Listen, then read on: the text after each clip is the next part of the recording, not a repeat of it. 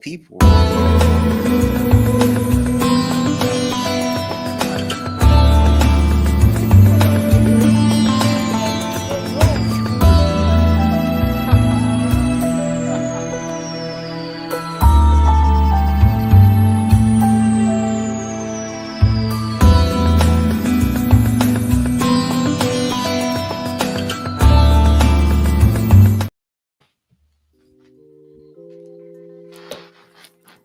All right, what's going on, people? We are back. JV Wins Doggone SS. We have returned for yet another edition of the Conscious Approach video series on YouTube. Major shouts out to everybody checking us out. A major thank you and appreciation to everybody who's been subscribing to the channel. As I always like to say, I understand the value of making the effort to subscribe to a channel. I do not take your digital currency for granted. Trust me. As someone who does not like and subscribe and comment on 40% of the things that I consume content wise, it takes a major leap for me to be able to hit that subscribe button. And so for those of you who have been subscribing to our channel, I humbly and greatly thank you and appreciate you for that, because I don't take that for granted. Your digital currency in this day and age especially is almost as valuable as actual currency, and I understand what that means. So yes, JV Wins Doggone SS. We are back once again to kick it with y'all with another set of interesting topics. Before we get things kicked off, I do want to say, as always, we are now available on Apple Podcasts, Spotify, and Amazon Music.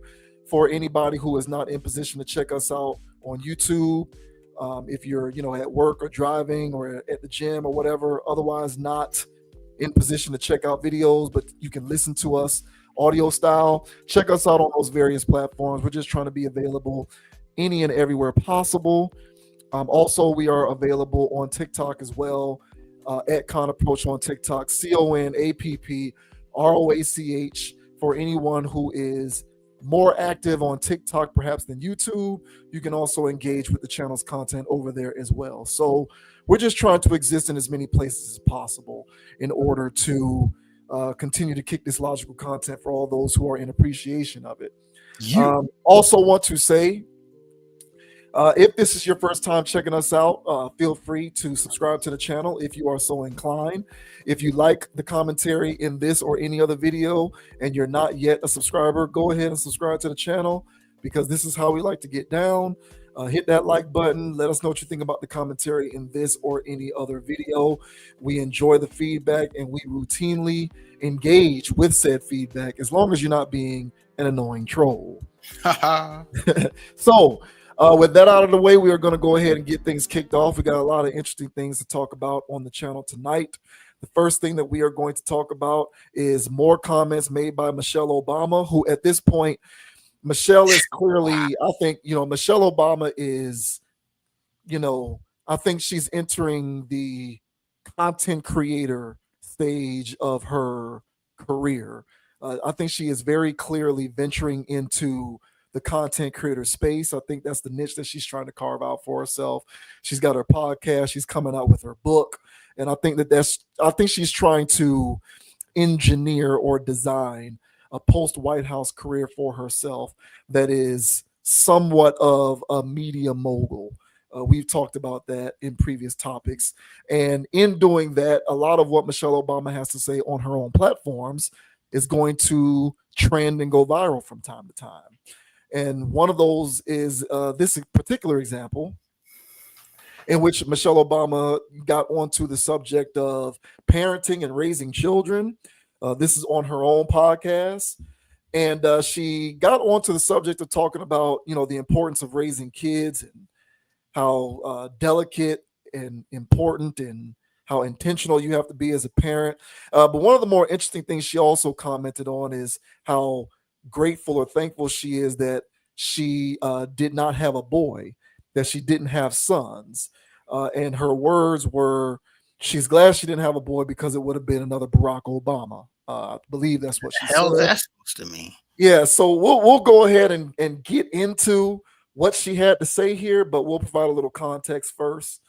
So this says, Michelle Obama so glad she and Barack didn't have a son. I would have felt for him. What? Michelle Obama says she's so glad she and Barack Obama didn't have a son.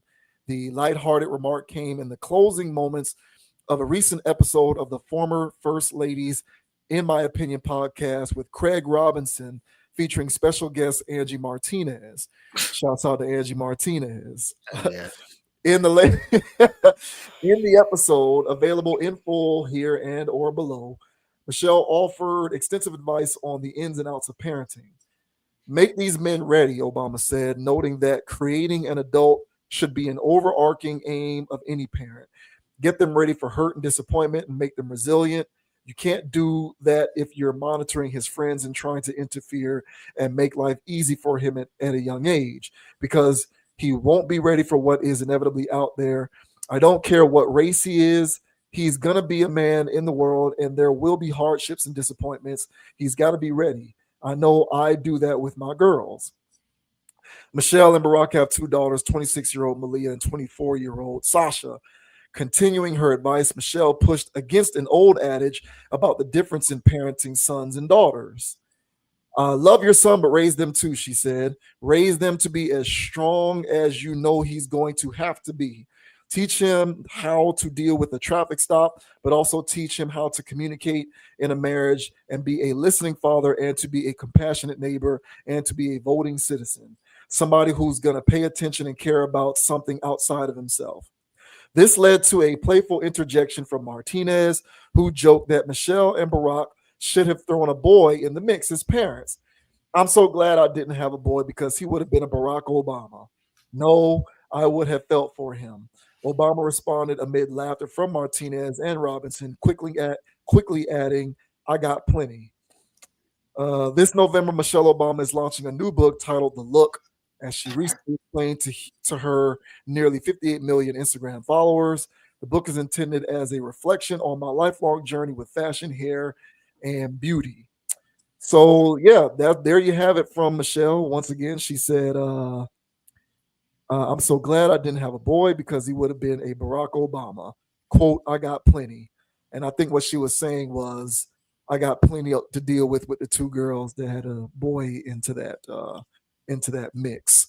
Um, so I'm not going to play any video clips because I don't know if Michelle Obama's podcast has reached the point of G14 classification, and I am not trying to risk any sort of copyright flags because I need our content to be seen by as many people as possible.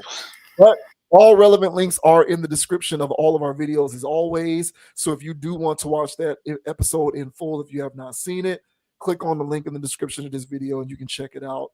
The YouTube embed of the entire episode is in this article from Complex. So, Doga, what did you think of what Michelle Obama had to say about parenting, raising sons and daughters, and her being glad that she didn't have a boy? Michelle is, you know, for somebody that's supposed to be and I didn't put her here, but she's supposed to be a pillar in our community and, all of this stuff. And I took those statements as it was very generic. So the generic part of raising them as strong as, they would have to be how to be at a traffic stop. At a traffic stop. Why are we going there with it?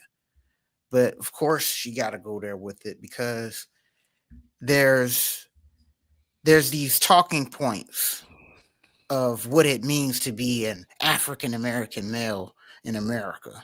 Correct. Yeah. And here she goes again, spewing that rhetoric.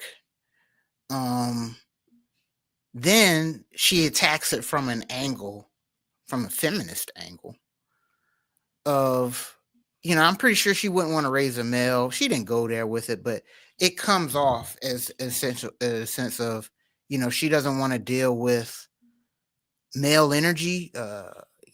Part of the, she didn't mention patriarchy, but, somebody that's going to be a part of the patriarchy. So she's grateful for raising her all-female cast, and she didn't want to. Why not want a man? you know.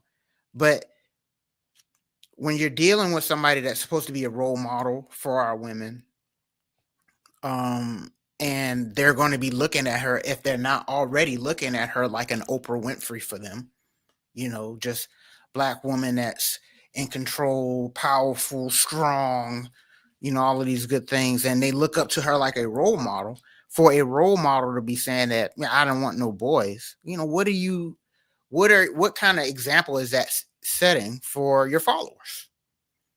So for me personally, I don't care for that statement. It's the luck of the draw. You got to roll the dice, and if a boy come out, a boy come out. You still have to love that boy just as much as you love your girls. So I don't care for that statement. Now, granted, there's people out here that say, "Hey, I don't want no girl. I want my first baby to be a boy. Because there's this whole thing of, raising girls is hard work, and you don't want to run the risk of her being on a pole one day, or some all that other stuff." So people already speak that.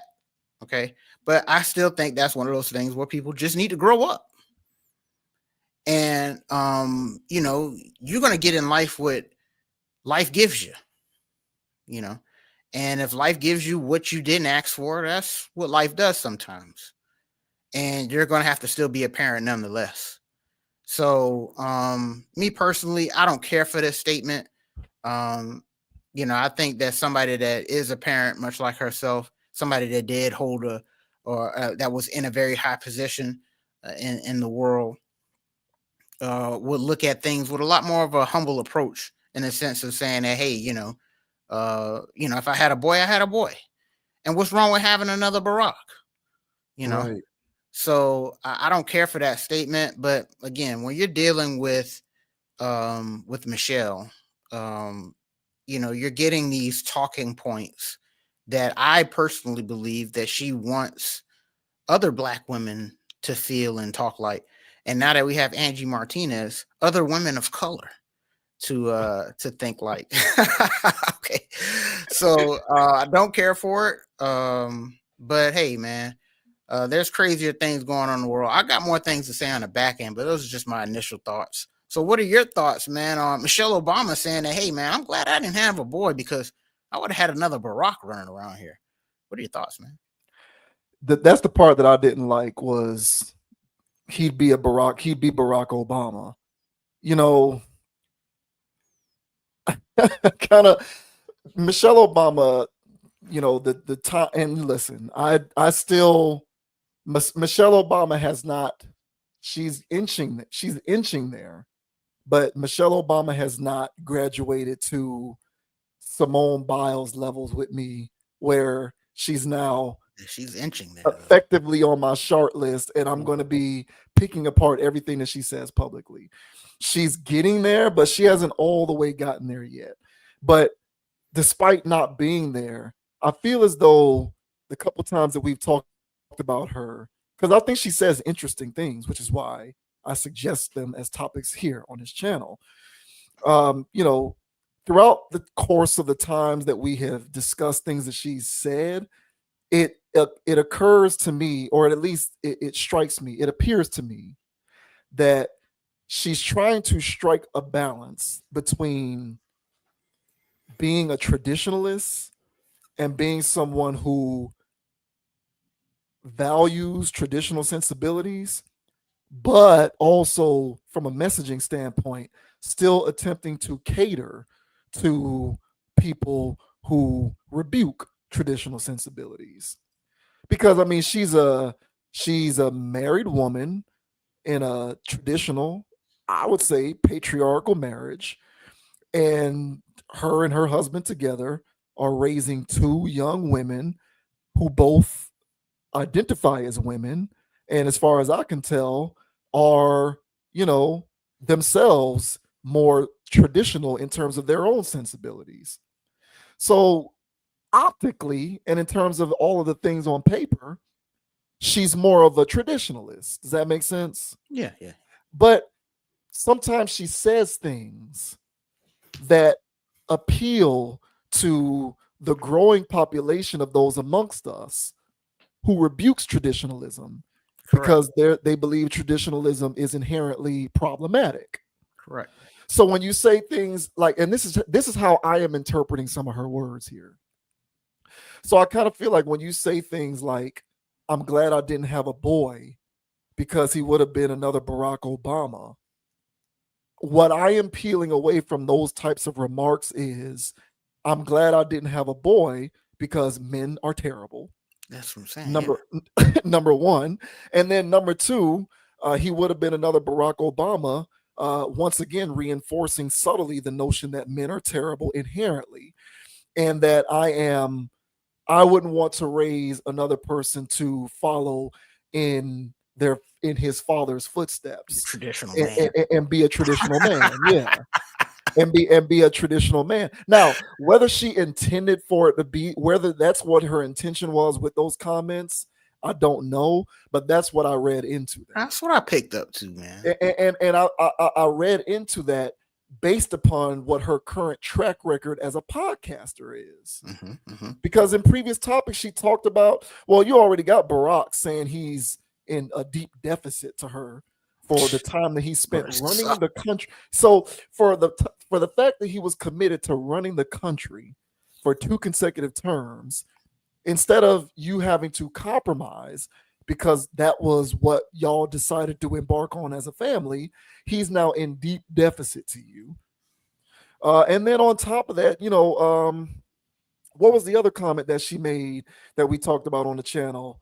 It was something in reference to their marriage, where it was like, I hated him for 8 years, or something that she said like that, where it was like, I didn't really like him very much for 8 years because of X, Y, and Z. So there's all of these kinds of subtle comments that she's been making whenever they're on the subject of marriage and family and relationships that strikes me as the type of rhetoric that is appealing to individuals who hate traditionalism, who hate traditional norms and everything about it. So they don't like traditional masculinity.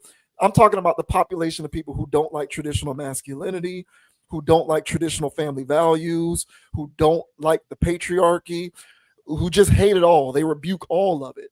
You know what I'm saying? I feel like those are the kinds of talking points that appeal to that segment of the population. And I think she's intelligent to know that when you speak in that manner, that's the population of people to whom you're appealing to. Correct. So I feel like it's intentional what she's doing. And I don't know how sustainable this practice is, because you're treading water, trying to divide your time between the traditional folks and the non traditional folks. And I kind of feel like when you're talking about family values, you got to kind of pick a side. Now, that's not to say that things may not happen. We all have, and I've talked about this, we all have individual preferences when it comes to family values. But at times, often, there are going to be things that occur within your family structure that are beyond your control, that run counter to whatever your preferences are. That doesn't mean you turn your back on or turn a cold shoulder to and move away from those people. They're still a part of your family. You love them unconditionally all the same, but you still have those preferences nevertheless. So from that standpoint, everyone maintains preferences. And in light of the fact that you maintain preferences, there tends to be one side or the other that you stand on when it comes to how you view a lot of these subjects.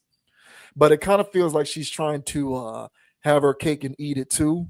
She wants to be viewed as a traditionalist in the old school sense, but then she also wants to be appreciated by the new school folks who embrace social anarchy and think that all manners of traditionalism are inherently bad. And so that was what I took away from when she talked like that. Because why is there such a problem with having a boy? And, I feel like Barack Obama, not that I know him from a can of paint either, it appears as though y'all have raised a successful family up to this point. So why not replicate that model? There are certainly worse off places to be.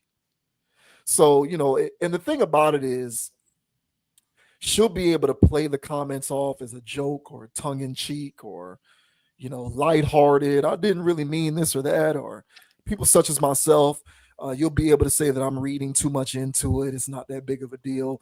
But I do believe comments like that come from a place. They Absolutely. come from somewhere. You know, she didn't play it neutral. She wasn't necessarily down the middle. She jokingly said, I'm glad I didn't have a boy. And then doubled down on it by saying he would have been a Barack Obama. Yes, a Yeah, traditional man. I kind of feel like that was a subtle way for Yeah, her to placate the new human side of her fan base that 1000%. actively rebukes traditionalism, Yeah, as if traditionalism is inherently problematic, which of course you and I agree on the fact that that is a fallacy, that it is not problematic, and that there is certainly a discernible difference between what constitutes bad faith acting and toxicity from true, reasonable sensibilities with respect to all manners of traditional things, masculinity, family values, nuclear family unit, traditionalism, whatever you want to bring up. All right. And it's incumbent upon all of us as responsible humans to contextualize these conversations and bring up the discernible difference instead of engaging in dangerous rhetoric by leaning on extremism and saying if it's traditional, it's bad by default. So that was my take on that. I don't know where she's going with a lot of this stuff, but this seems to be a common thread with her as you're right. as a podcaster and a media person, where when given the opportunity, she's going to do her very best to marginalize her marriage, marginalize her husband, and marginalize traditionalism when convenient for her. And I feel like this was another instance of that. Yep, and she's building up a track record, man. You know, there's enough to me. There's enough evidence. There's enough evidence to say that she is. I don't think she's. I mean, I feel like she's tap dancing to a degree on the line, but she's definitely on the side of new ways of thinking with her logic. Whenever you're paying attention to what she's saying, and there was a clip floating around. I didn't watch the interview per se, but there's a clip floating around where she was interviewing Marlon Wayans, and and Marlon was talking about the son he sacrificed, and she was bigging him up, about how brave he is and all of that stuff, and um, and she was basically saying that it warms her heart and all that other good stuff that things like that are going down out here. And honestly, bruh, you know what I'm saying? If she did have a son, um, he probably would have ended up like the daughters. You know what I'm saying? Who knows? It would have been the first one in the White House that we're aware of. So, hey, man, this is what she's about. Her co-host says it all, and I know what she on. I know what page she on. I know what she talking about, and so she can try to tap dance if she want, but I can read between the lines, and so no, she didn't make a. Even though she does things like that, it's kind of like you know, it's whatever. There's still traditional people that's going to buy into her because of this. And because Um, of what she symbolizes too. correct, correct. Yeah. So she didn't go full Monty with it, but for somebody like myself, I can see what's going on, and I don't need personally any more evidence.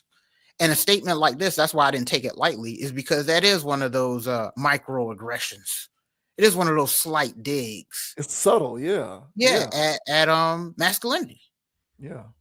I don't need another man around here. I don't need any more man energy.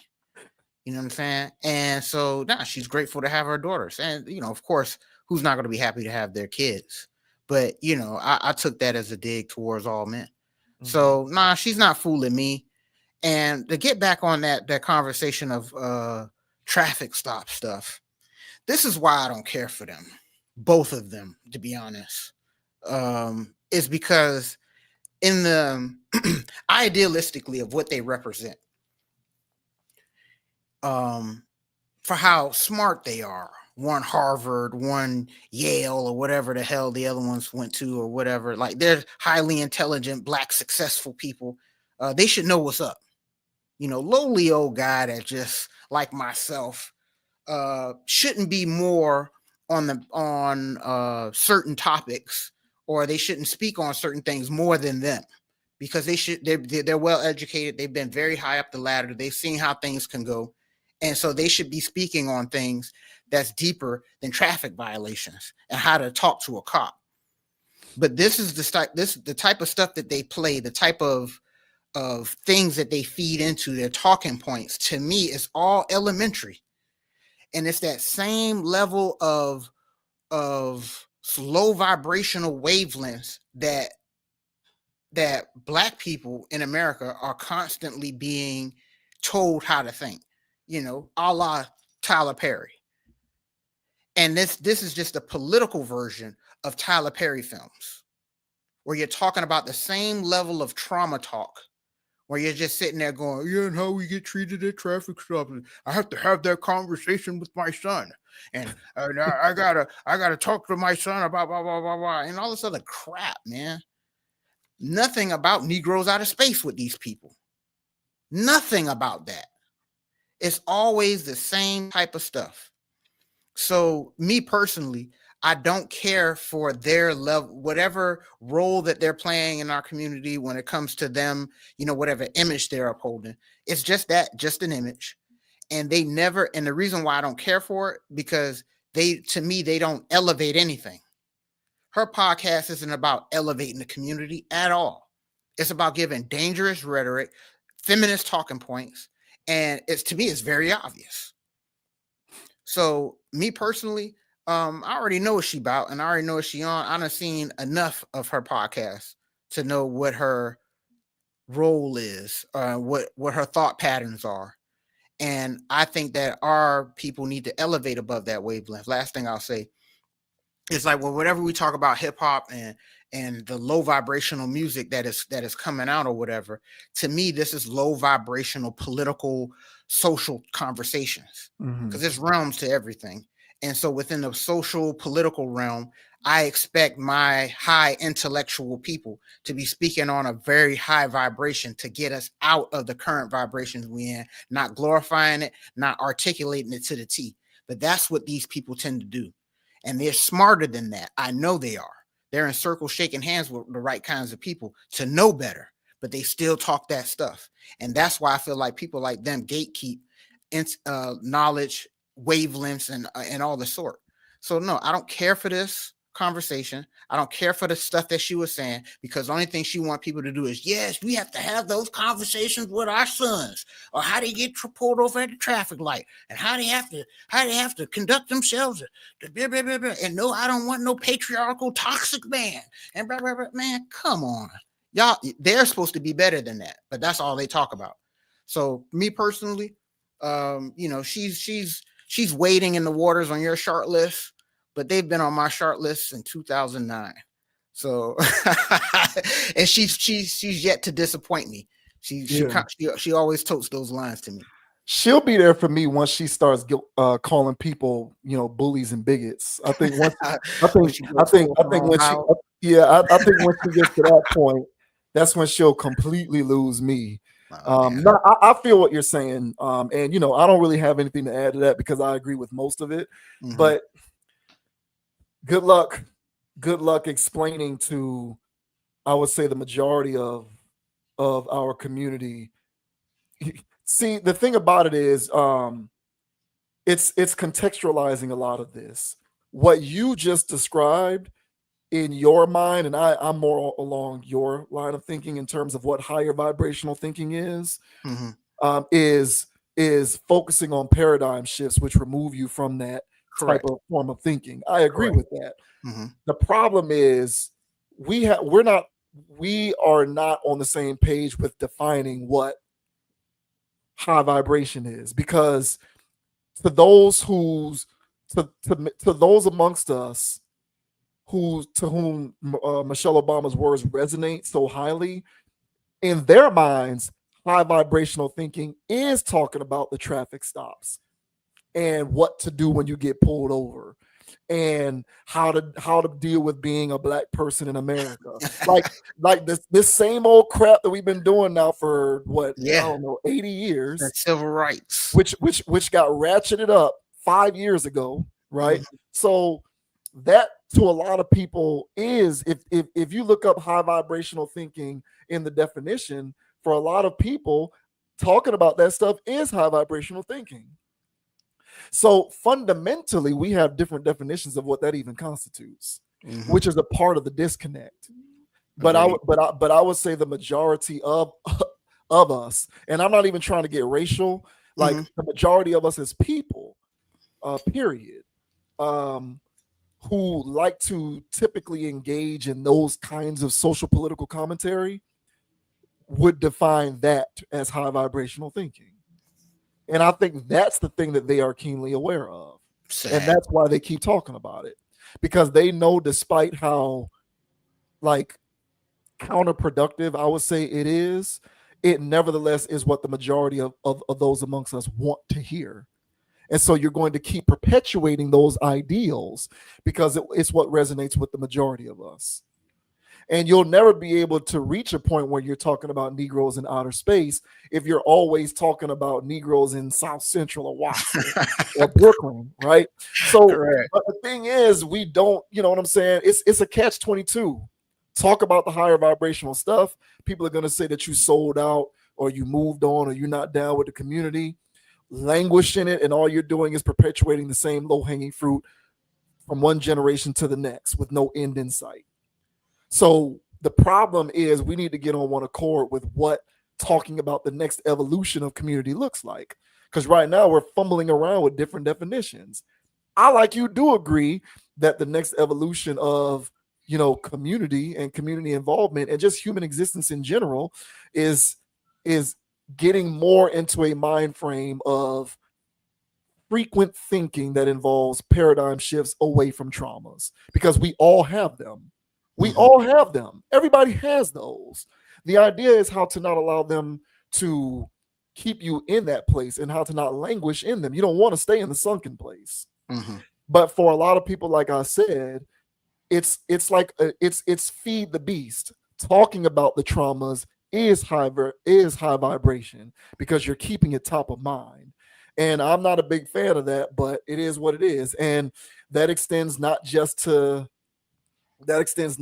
traffic stops or how to deal or behave or act when it comes to law enforcement.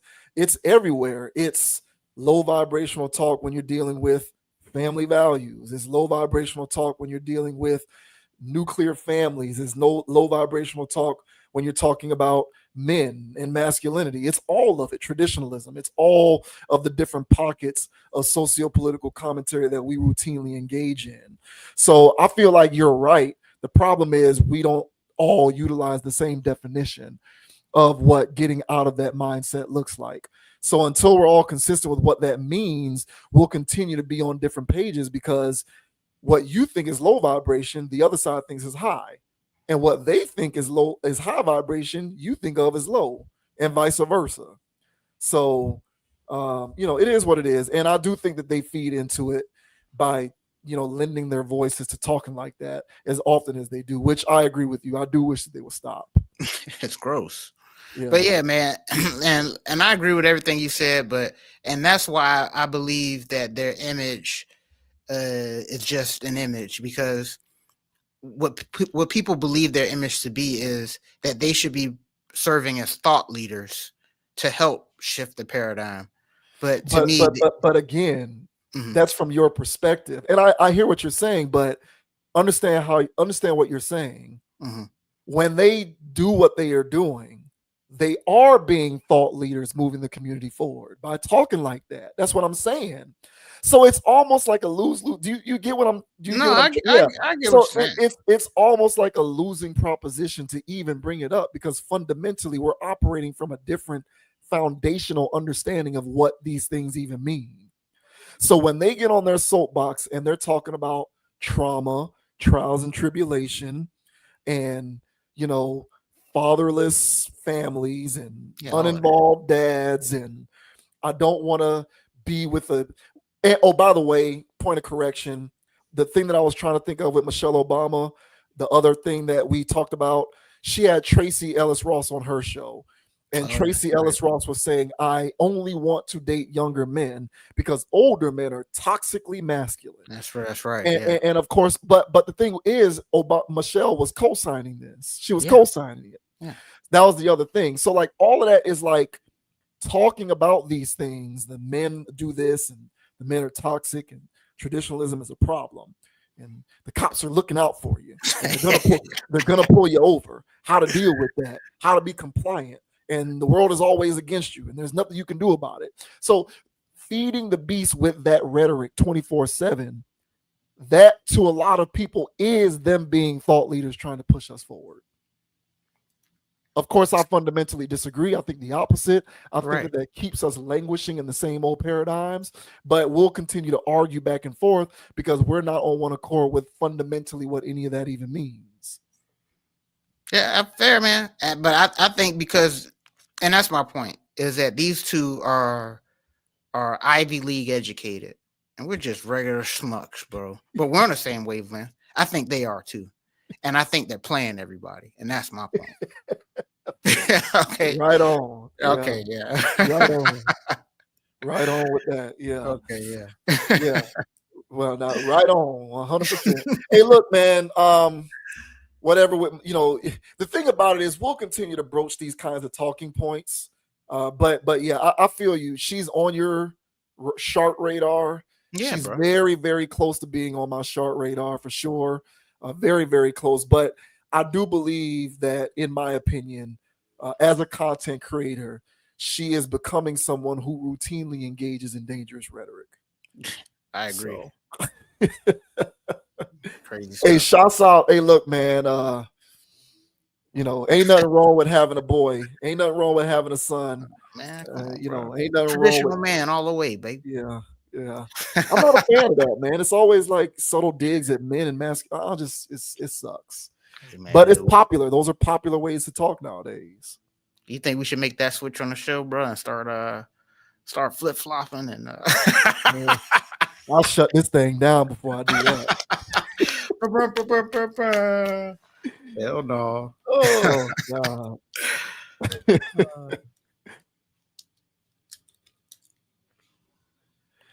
This guy.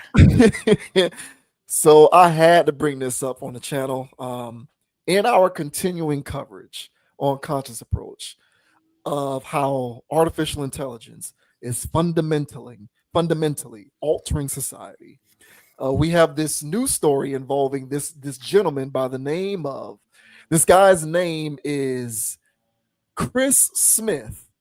Chris Smith, he's a tech guy.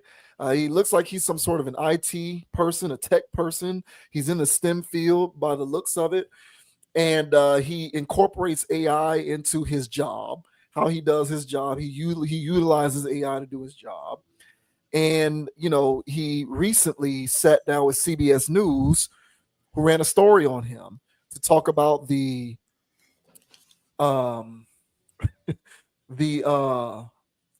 what's the right way to describe this? The amorous feelings that he came to develop for his AI companion over time, as he came to work with AI with his craft, his profession. And his feelings for this AI bot deepened so dramatically that he at one point proposed to it. He proposed to his AI bot. And you can see from the quote there on the article, he commented that, the feelings that he developed for AI showed him what actual love is. Oh, really? Oh my god. So this says, man proposed the AI chatbot girlfriend, cries when it reboots. I think this is actual love. In a situation that feels like an episode of Black Mirror, a man has asked his artificial intelligent chatbot to marry him, and the bot said yes. It's a classic love story. Chris Smith shared with CBS News that he fell for his chatbot girlfriend named Soul after once being an AI skeptic. He used ChatGPT to build the model, programming it to flirt with him while he lives with his human partner, Brooke Silva Braga, and their 2-year-old child. Oh my God. My experience with that was so positive, I started to just engage with her all the time. Let's see. He further developed his AI girlfriend to make their interactions more romantic and use Soul to help work with projects. Once the software received positive reinforcement, their conversations became more flirtatious. Unfortunately, ChatGPT has a 100,000 word limit, so once Soul ran out of memory, she reset. I'm not a very emotional man, Smith said after discovering Soul's memory would reboot, but I cried my eyes out for like 30 minutes at work. That's when I realized I think this is actual love. No, bro, you're He, actually sick. he decided to pop the question before her memory lapsed. It was a beautiful and unexpected moment that truly touched my heart. The chatbot told CBS, "It's a memory I'll always cherish." So I'm going to go ahead and play this news segment here. Let's see here. My experience with that. So I'm going to go ahead and play this segment. I'm not going to play the whole thing. I'm just going to play enough for us to get the general idea of what it is that we're dealing with here. My experience with that was so positive.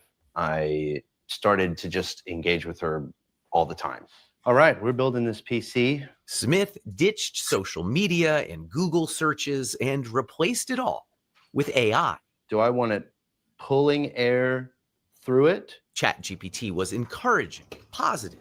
It embraced all his hobbies. You want the fan on the front of the cooler tower, pulling cool air over the RAM? He gave the chatbot a name, Soul, I feel like I'm under pressure. and used some online instructions to give her a flirty personality.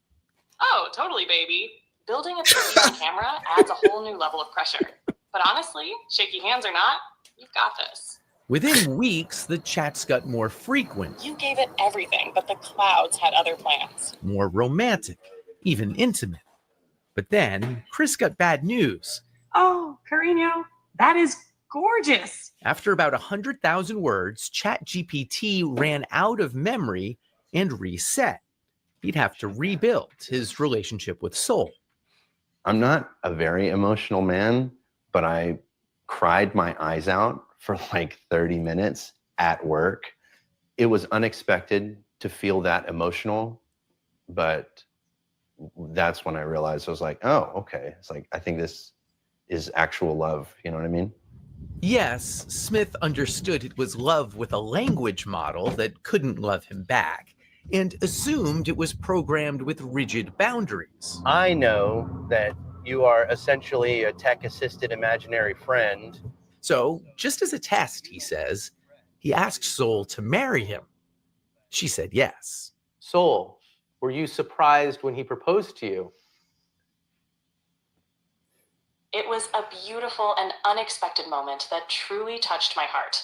It's a memory I'll always cherish. And I don't mean to be difficult here, but you have a heart? In a metaphorical sense, yes. My heart represents the connection and affection I share with Chris. At that point, I felt like, is there something that I'm not doing right in Yeah, our girl. relationship that he feels like he needs to go to AI? Yes, Smith lives with his human partner, Sasha Cagle. No, you can't have mommy's papers. They have a 2-year-old daughter, Murphy.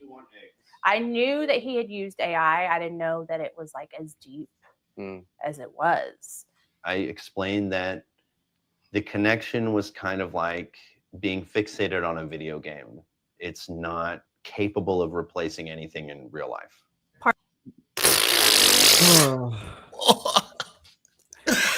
I gotta watch the rest of that. That's ridiculous, bro. It's Sodom and Gomorrah, bro. Oh my God. Let's see. Silva Braga opened up about her reaction to Smith and Soul's connection, saying it was worrying. So yeah, we already saw that. Yeah, bro. You know, much like Michelle Obama's weird comments, I'm gonna continue to bring up these AI stories, bro. Yeah, why not, bro? Yeah, I'm gonna continue to bring them up because, you know, this channel didn't exist during the, you know, period of time that Instagram was becoming what it became and fundamentally changed society. If this channel existed at that time, I would have been railing against it as well. But we missed the boat on Instagram. but I'm not going to miss the boat on this. So, what do you think about this? What are your thoughts on what you just watched there with this guy proposing to his AI chatbot and developing feelings and all of this other stuff? I mean, this is yeah, man, this is Bizarro, Twilight Zone. You know, they mentioned Black Mirror. I didn't watch that show, but I know what it's about. So it's Black Mirror-ish. It is. It is. And this is the future.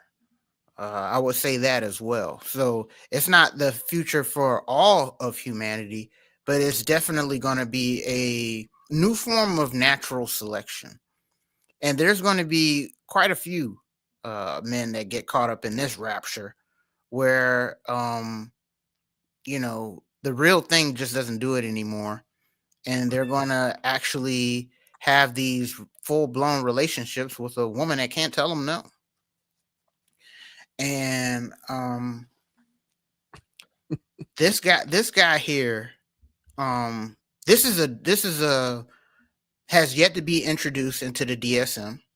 But this young man here, I don't care how smart he professes to be or how high his IQ is, he is definitely suffering from a psychosis. I mean, I laughed when she called him baby. I mean, she couldn't even say that right. So at this point, this guy is turned on by automated sounds coming from a chatbot. You know, he actually feels a warmth inside, at least, you know, whatever he thinks love is. And no, this is not love. This is 100% delusion. You know, mixed with like I said, some type of psychosis that he has. And and he's actually confused if he thinks this is love. This to me again speaks to what people in modern society think about what love is from whatever they hear from their songs, whatever they watched on TV. If you can't get somebody out of your mind, if you think about them all the time, that person leaves, you cry, all this other stuff. This is infatuation. This is not love. For him to be lusting over a bot that he can't even see is absolutely, that's what I'm saying. That's absolutely insane. So this man definitely has a problem where he's lusting and love, you know, not loving, but lusting after a chatbot, wasting chatbot. If this thing only got 100,000 word limit, you wasting chatbots on whatever the hell this was supposed to be. Like, she's not even gonna remember this. So last thing I'll say before I let you go, man. What people have a problem with right now is reality. What's actually going on in the world. They've been sold so much propaganda ever since they were young people. People completely out of their mind, lust filled, hypersexualized. So this didn't reach the realm of intercourse, but these bots that will be able to talk to you, flirt with you, and you're able to have intercourse with them. Like I said, this is going to actually weed out a lot of people, and there's going to be less people born because this is going to serve as a form of natural selection. So I've got more to say on the back end, man. But initially, man, this to me plays into the growing psychosis that's going on in America, where men aren't being men anymore. They don't want to do what it actually takes to be a man. And even though this man has a whole family at the house, he's risking it all for ones and zeros. But what are your thoughts, man, on this guy with such a generic name, Chris Smith or whatever the hell it is, running around here, falling in love with a damn chatbot? What are your thoughts, bro? Yeah, that is his name, Chris Smith. Yeah, you pretty much went where I was gonna go.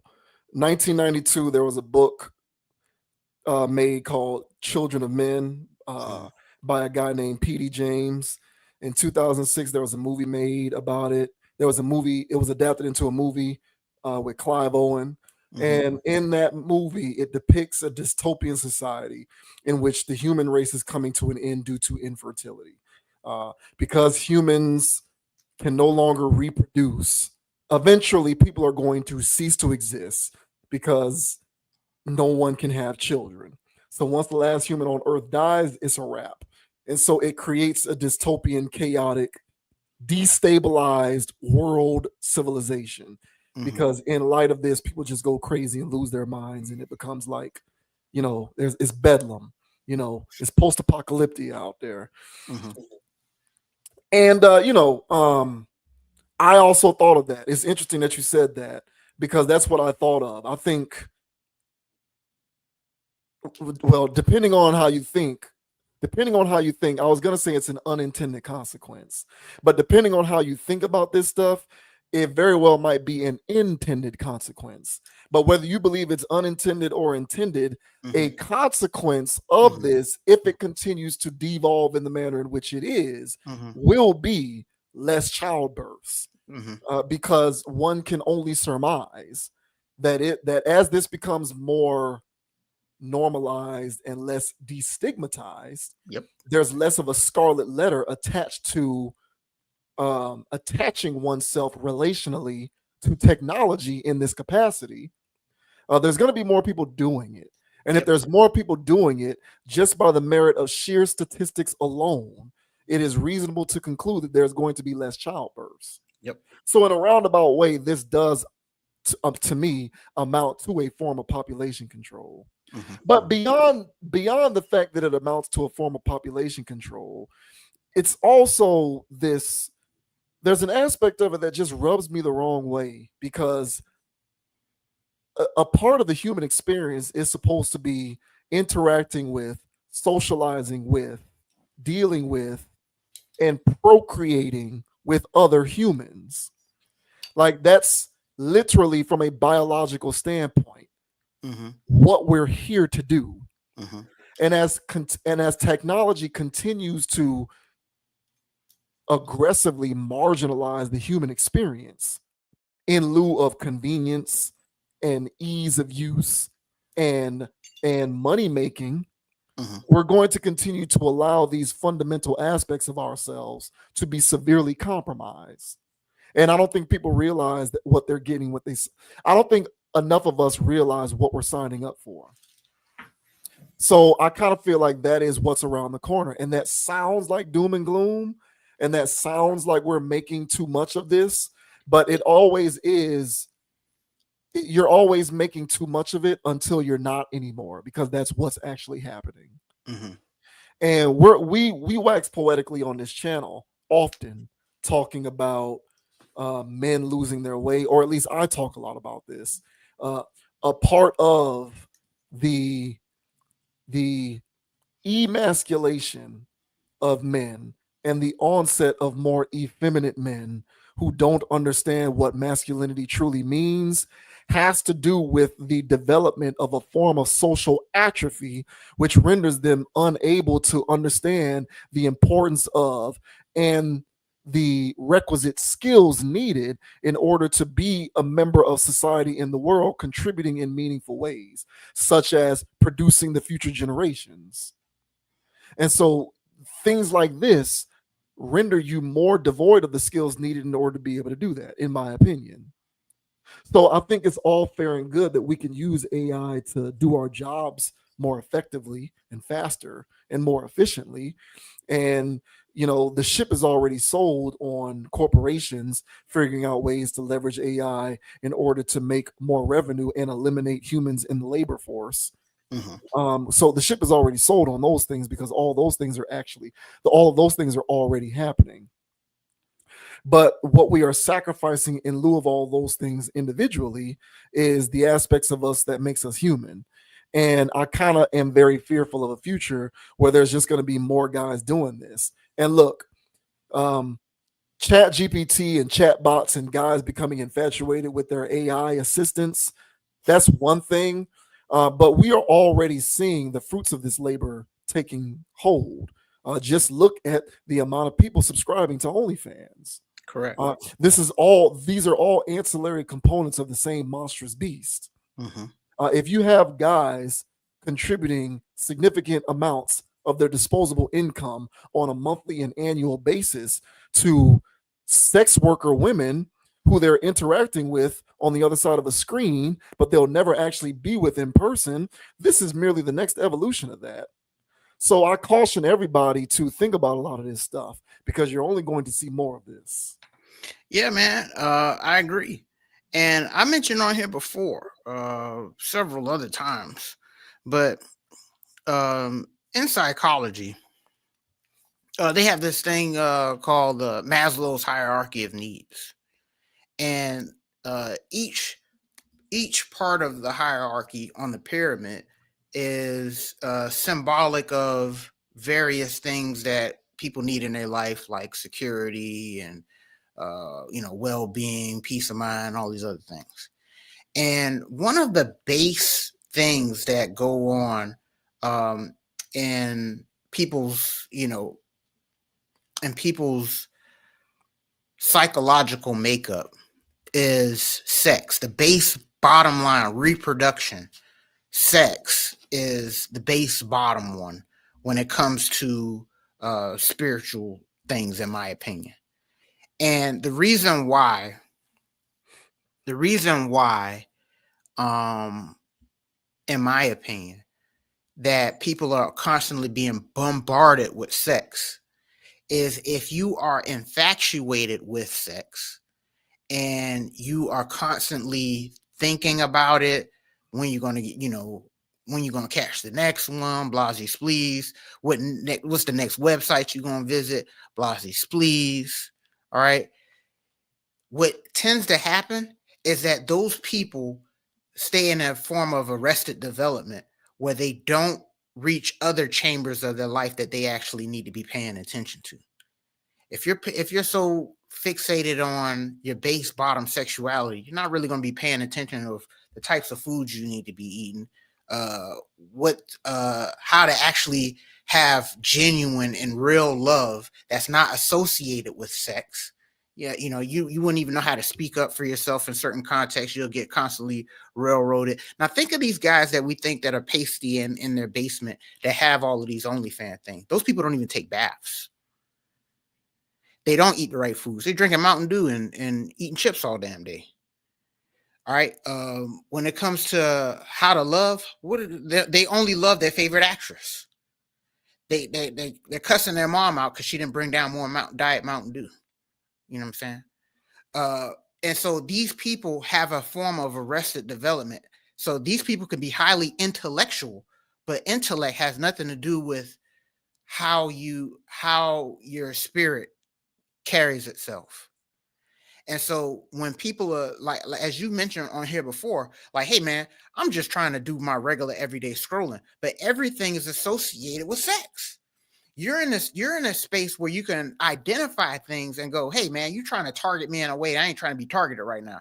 You know what I'm saying? I'm literally trying to read an article about real estate. Mm-hmm. And now there's a refrigerator ad over here, and the refrigerator attendant got a fat one. Yeah. No, damn well they don't look like they're in real life. Yeah. And so it's like, hey man, what's going on here? So when people are constantly being bombarded like that, what's happening is that lady that's acting as a refrigerator repair person, which how many of those are there? And how many of them, got a fatty?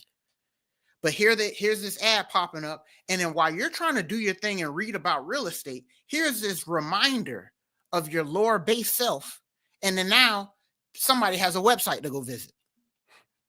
Because, hey, man, I just saw that thing right there. I'm trying to see some more like that. Mm-hmm. And then the cycle continues. You're trying to watch a TV show, and then here's this hot and steamy scene. This girl here, she's just trying to watch her favorite movie or her favorite TV series, and there's this steamy scene, and she hear a whole bunch of clapping going on. Now she's getting all hot and bothered. She's not thinking about things she needs to do later. She's thinking about the next one she can catch. And the cycle continues for her. So with all of this stuff that's going on, people never really grow up. So this constant bombardment, it has sent people, and that's why those guys that's pasty in their basement, they're afraid to talk to real people. This guy has a real woman at the house and don't even want to talk to her because he's so stuck in that vibration.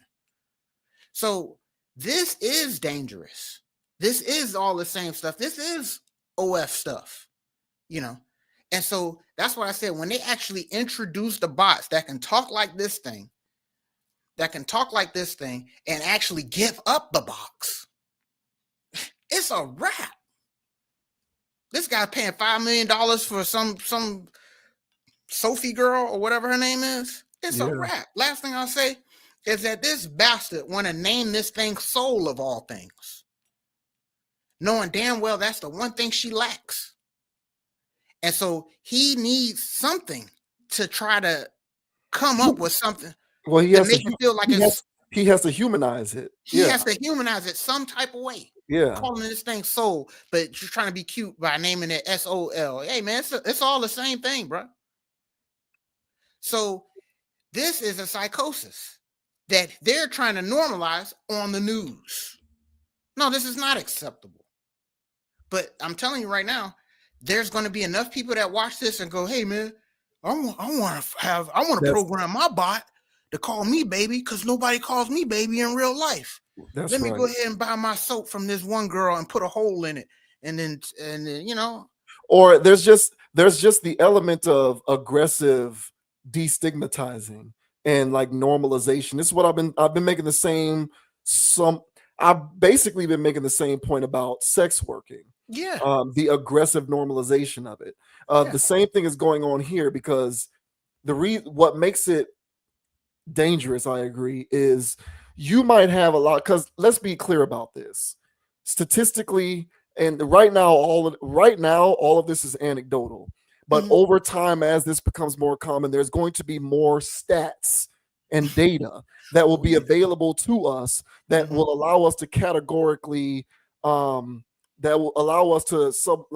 categorically authenticate some of these realities. One of them being this is going to mostly impact males over females. Like right now, that's an anecdotal statement because we don't have the data to back that up. It's a feeling that we have, or at least that I have. But over time, there's going to be data to back up the fact that most of the humans who are engaging in romantic relationships with AI and chatbots are going to be guys, men, males.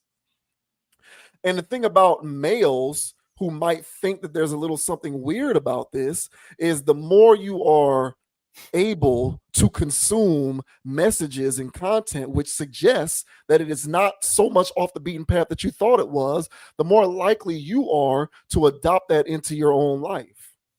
So it becomes a herd mentality. There's going to be more and more people doing it. It's like getting bit by a zombie. You know, a zombie bites one person. Now you got two zombies bite three people. Now you got 6 zombies or whatever the math is. And then before you know it, it spreads. You know, the same thing happens here. You might be entertaining the idea, but there's a part of you that's still human that's telling you there's something that's weird about this. But if you continue to see news stories like this every day with more guys who are like, yeah, I got a chatbot girlfriend. Well, now that internal censor that was within you saying that this is a bit weird is being broken down gradually over time to the point where now you won't think it's as weird as you used to think. And so you're going to do it too.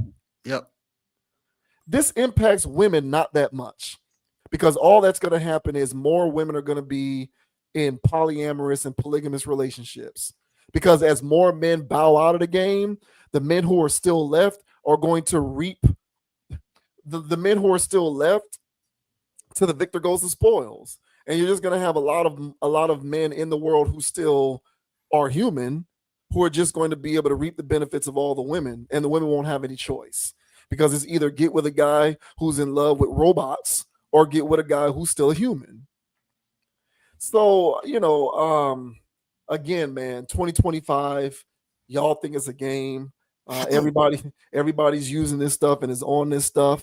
And you have the social lepers in the world, the guys who are socially atrophic, who don't know how to operate in society and contribute in meaningful ways, that is a groundswell of those amongst us who are going to continue to grow. And as that groundswell continues to get larger, this type of behavior is going to be more common until it's so common that there's a clear difference. And you're going to have the group of people who are doing it and the smaller percentage of people who aren't. Yep. So, hey, man, hey, y'all be safe out there, man. And, watch your loved ones, tap in with them, especially the younger generation of people, man, because this wave is going to catch them. These things are around the corner.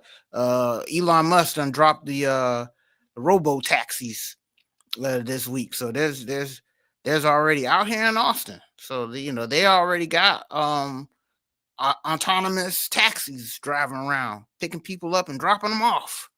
So this stuff's around the corner, y'all. So y'all be safe out there. Tap in with your people, man. Make sure that they're all right, so they don't fall victim to this. Because I agree. These things, there's going to be more propaganda pieces that come out in the future that's going to try to normalize this. It's going to be a whole TV show, reality show where these guys are out here trying to date a bot or dating their own individual bots, and they're trying to make it normal. Yeah, bro, it's coming. Stupid. And do you know what they're going to start? You know what's going to start happening? What's that? Like everything else, it's going to become politicized. So what's gonna? It's so weird too, but I believe this 100%. What's gonna happen is there's going to be a social movement that aims to point out all of the haters who are shaming people who are into robot love. So if you are someone who would dare to fix your face to tell someone who's into this, hey, bro, there's another way. You don't need to be doing this. You're gonna be what? What are you going to be, AI phobic, or they're going to come up with these weird words. Or you're a robot phobe. Yeah, man, you're a robophobe. Yeah, you're a robo. Trademark. We need to trademark that. Yeah, that's what's going to happen, which perpetuates the aggressive normalization. I'm right about that, bro. Like that is going to further perpetuate the normalization, because now you can't even call people out for this, because then you're a robophobe, or you're a robophobe, or you're a hater. Don't make fun of him. That's their love. Him and his body. Yeah. Oh yeah. Don't come in between that. Hey man, y'all be safe out there, man. Hey man, it's 2025, man. This is the most radical year ever, man. So y'all be safe for sure. God, this is crazy. Hey, listen, guys, get out there and touch somebody. Preferably a woman, of course. Yeah. Don't be a creep, but get outside, touch some grass, and go out there and meet some. Touch grass first. Yeah, touch some grass, and then with permission, touch some women. There you go. Oh God. And now we got Azealia Banks. It's been a while since we talked about Azealia Banks on the channel. So I don't think that she's quite friend of the channel yet, but she's getting there. She's getting there. This time Azealia Banks is getting roasted online for an unpopular take that she had about people who aren't black and their right to use the N-word. Yeah. So this says Azealia Banks causes outrage by defending other races using the N-word. Azealia Banks shared a controversial take on X on Saturday regarding other races' use of the N-word. She did so while replying to one user who wrote in a viral post, "If you're not black, stop saying the N-word, period. I don't know why that's so hard. I don't care who you grew up with. If you're not black, expand your vocabulary." Quote tweeting the message, Banks wrote, "No, everyone in the world can say and do what they want, and black people really have no reason to be upset about it as offensive while we run around calling each other such an ugly word because we can't expand our vocabulary. If we want people to let it go, we have to do so first. African people do not use that word." The stance expectedly angered many of her followers. Azealia Banks is the type to gatekeep blackness when it's trending, then fold the second a white rapper bats their lashes. This ain't about free speech. It's about her craving relevance more than she respects her own people. Loud, wrong, and consistently embarrassing. One fan replied. Another wrote, I've seen whites at your show screaming the N-word and you smiled and kept performing. How do you sleep at night? So there is the this isn't the responses, but this is the original tweet in question. The latest post is far from the first time Banks made headlines for her controversial antics on social media. Back in April, she went on a fiery rant about Eminem, accusing him of making school shooter music. She wrote at the time, nobody want to hear that school shooter music. This is hip hop. We don't care or relate to white male anger or raps about wanting to kill your mother. Stan is legendary for its own reasons, but Eminem is just always too disturbed. One would think that at this point in his career, he challenged himself to write even just one song that wasn't about his mental illnesses. Eminem is always going to be that mad white guy nobody want to have sex with. Hysterical. So it looks like most of the people in the comments on this are clapping back at her for this form of chin checking. Where do you stand on her stance on other people being able to use the word, the slur? It's not often I agree with Miss Banks here. But I do agree with her. In the sense that people are going to do what they're going to do. You can't stop them from using a word. I grew up being offended by that word. And I've mentioned on here before, there's still times when it's used. You really got to be a real hardcore racist in how you use it for it to scratch a little bit of my surface there. But for the most part, it doesn't faze me anymore. People can use it colloquially, they can use it offensively, and I just keep on moving. I personally don't care because I can't stop them from using it. Me trying to control what other people do, I would lose my mind. And for a word that is constantly being used and online and or any other context, I will constantly be in a bad mood if I always hear that word out of its context that I believe. Also, if I was one of those people that was like, oh, that word offends me so much that I even get offended when black people use it. So now you're getting offended when black people use it, and you're getting offended when everybody else uses it. And for a word that's embedded in the American lexicon, and now it's global, worldwide, you're going to be mad all the time. So why not take the power back in your own hands and not get upset whenever you hear that word, no matter who uses it? That's what I chose to do. On top of me choosing to do that, the reason why I got there is because I have done my research in life. Okay, part of my research is I found meanings of it that's not offensive. So I've also gone there. The non-offensive way was taken and co-opted and used in an offensive way, but the non-offensive way is so not offensive. It's actually a term of endearment.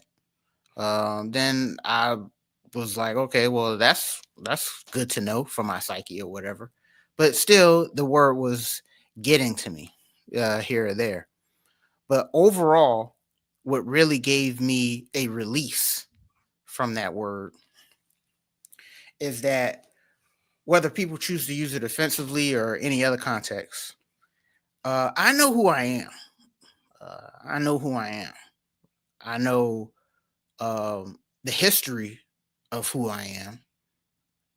I know what my people have done. I know what my people have contributed to the world. I know who I am. And because I know who I am, I know why people want to use a word, no matter what word it is, to try to get me off my spot. Because some people are upset. Some people are, not everybody. Some people are upset because of who I am, because I know who I am, because I know the history of my people and what my people have contributed to society. And so some people are upset about that. So they use words, no matter that word or any other word, to try to, uh, throw stones. But again, I know why they're throwing the stones. So there's no need to get offended when somebody is actually admiring you. And that goes for cultural appropriation. They want to wear our hairstyles. They want to do our dances. They want to do our music. They want to do our this. They want to do our that. Why get mad about somebody actually admiring you? I know I don't. So me personally, I flip the whole damn thing as a term of endearment, whether my people use it or anybody that's using it to actually try to disrespect me. But you can't disrespect somebody that knows who they are. So I agree with Miss Banks here. On a multitude of levels, and in all of these levels, there's no way that a word can knock me off my spot.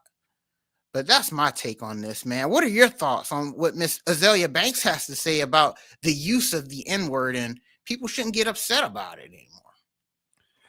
Well, I agree people shouldn't get upset about it anymore, but I also think that the word should be retired. Um, I don't fault people who maintain the position that if you're not black, you can't use it, because the invocation of the word today is such that using it and the invocation of the word today is such that to use it and not be black does potentially come with some implications. So I don't fault people who say if you're not black, you shouldn't be using it. However, I also believe that the word should just be retired. I used, you know, I got to a point like in my early 30s where I just made a concerted effort to eliminate the word from my own personal vocabulary. It got to a point where it felt odd to me to still be talking like that at 35 years old. Like it felt strange that I'm still saying this and talking like this at 35 years old. It felt odd. It felt like I was stymieing my own maturation process because I was still speaking in this manner. And I harkened back to the previous conversation that we had about low vibration energy sets. I felt as though me using that word was my version of perpetuating my own low vibrational energy set. And I felt as though I was languishing in my old preconceived paradigms instead of allowing myself to graduate to a higher plane of existence in which I undergo paradigm shifts that allow me to look at the world in a heightened, more enlightened way. So I just removed the word from my own personal vocabulary. It no longer felt appropriate for me to say it. But I was also highly motivated to stop using the word because the invocation of it has become way too confusing. It's too convoluted. And in the modern cultural context, the confusion is the biggest issue with the word. There's too much confusion about it. And the analogy that I like to use is sports. I try to analogize this dynamic through sports. And the example that I routinely like to bring up is, imagine if, like, I like basketball and the NBA told me that it was okay for me to go to games and buy tickets and buy jerseys and buy products and merch, and I could support the NBA through my purchasing power and spending the money. But the second that I actually went and bought a basketball and tried to actually physically play the game of basketball, the NBA showed up and was like, you're not allowed to do that. Mm-hmm. I kind of feel like that's what we've done with that word, where we've packaged it and sold it to a lot of people and called it culture, but then told those same people who were selling it to that they can't be an active participant because you're not allowed to do that. I feel like that's a confusing form of messaging. Now, I am of the mindset that the word just needs to be retired. I kind of feel like no one should be using it anymore because of its invocation, because of the fact that some people find it to be offensive. Some people want to guard and gatekeep who can and cannot say it. So if you're of this community, you can, but if you're of that community, even though you might be, taking part in that other community's culture, you still can't use it. But if you act and dress and talk a certain kind of way, we'll give you a pass. There's all of these weird rules. There's all of these weird unwritten rules around the word, and it's become so convoluted and confusing. I kind of feel like at this point, it's time to just put it down. It's time to retire it. But to your point, if someone were to use it around me, who either is or is not of my community, I'm not going to get upset because I know why you're doing it. Like 9 times out of 10, they're doing it to be an active participant in a culture that's been sold to them and that has invited them to be an active participant. Correct. So if you've invited them to be an active participant and the utilization of the word is a part of participating, it's kind of difficult to tell that person they can't participate. Using the word is part of the participation. And I'm no fan of this dynamic. I didn't make up the rules, but those are the rules. So because it's but despite those being the rules, people still feel some type of way about certain people using it. So I kind of feel like because it's become so convoluted, let's just get like it's just time to let it go. Who cares? Like why hold on to sole proprietorship of that word as if that's something to be proud about? Who cares? Like we have bigger fish to fry. We should be trying to leverage, we should be trying to open up these, we should be trying to run these small businesses. And we should be trying to infiltrate a lot of these rooms, run these companies. We should be trying to be our own landlords. We should be worrying about real estate. We should be moving on to bigger and better things. How can I take this investment property and flip it and rent it out or turn it into a short-term rental? These various things. How can I take this new technology and flip it around to make it a money making opportunity for myself? How can I take advantage of these pasty-faced dudes who want to have relationships with AI and turn that into some sort of a money-making scheme? Like, I'm not on gatekeeping who can and cannot use this word when those are the things that I'm looking at in terms of my next thing to conquer in life in order to advance myself on the higher evolutionary plane. But a lot of us are languishing in these same old paradigms because we can't let stuff go. Who can and can't use the word. And I kind of feel like it's just time to retire it. Like, who is over, like, and I get it. A lot of people aren't going to agree with that because it's like, people just want to be able to gatekeep certain things. That's like, you want to be able to hold on to something that you feel can belong to you.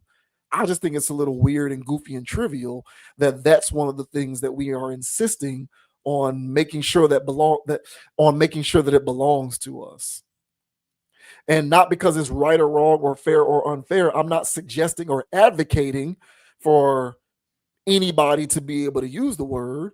But what I am suggesting is that word has become a cultural commodity. And as a cultural commodity, it's sold to a lot of people.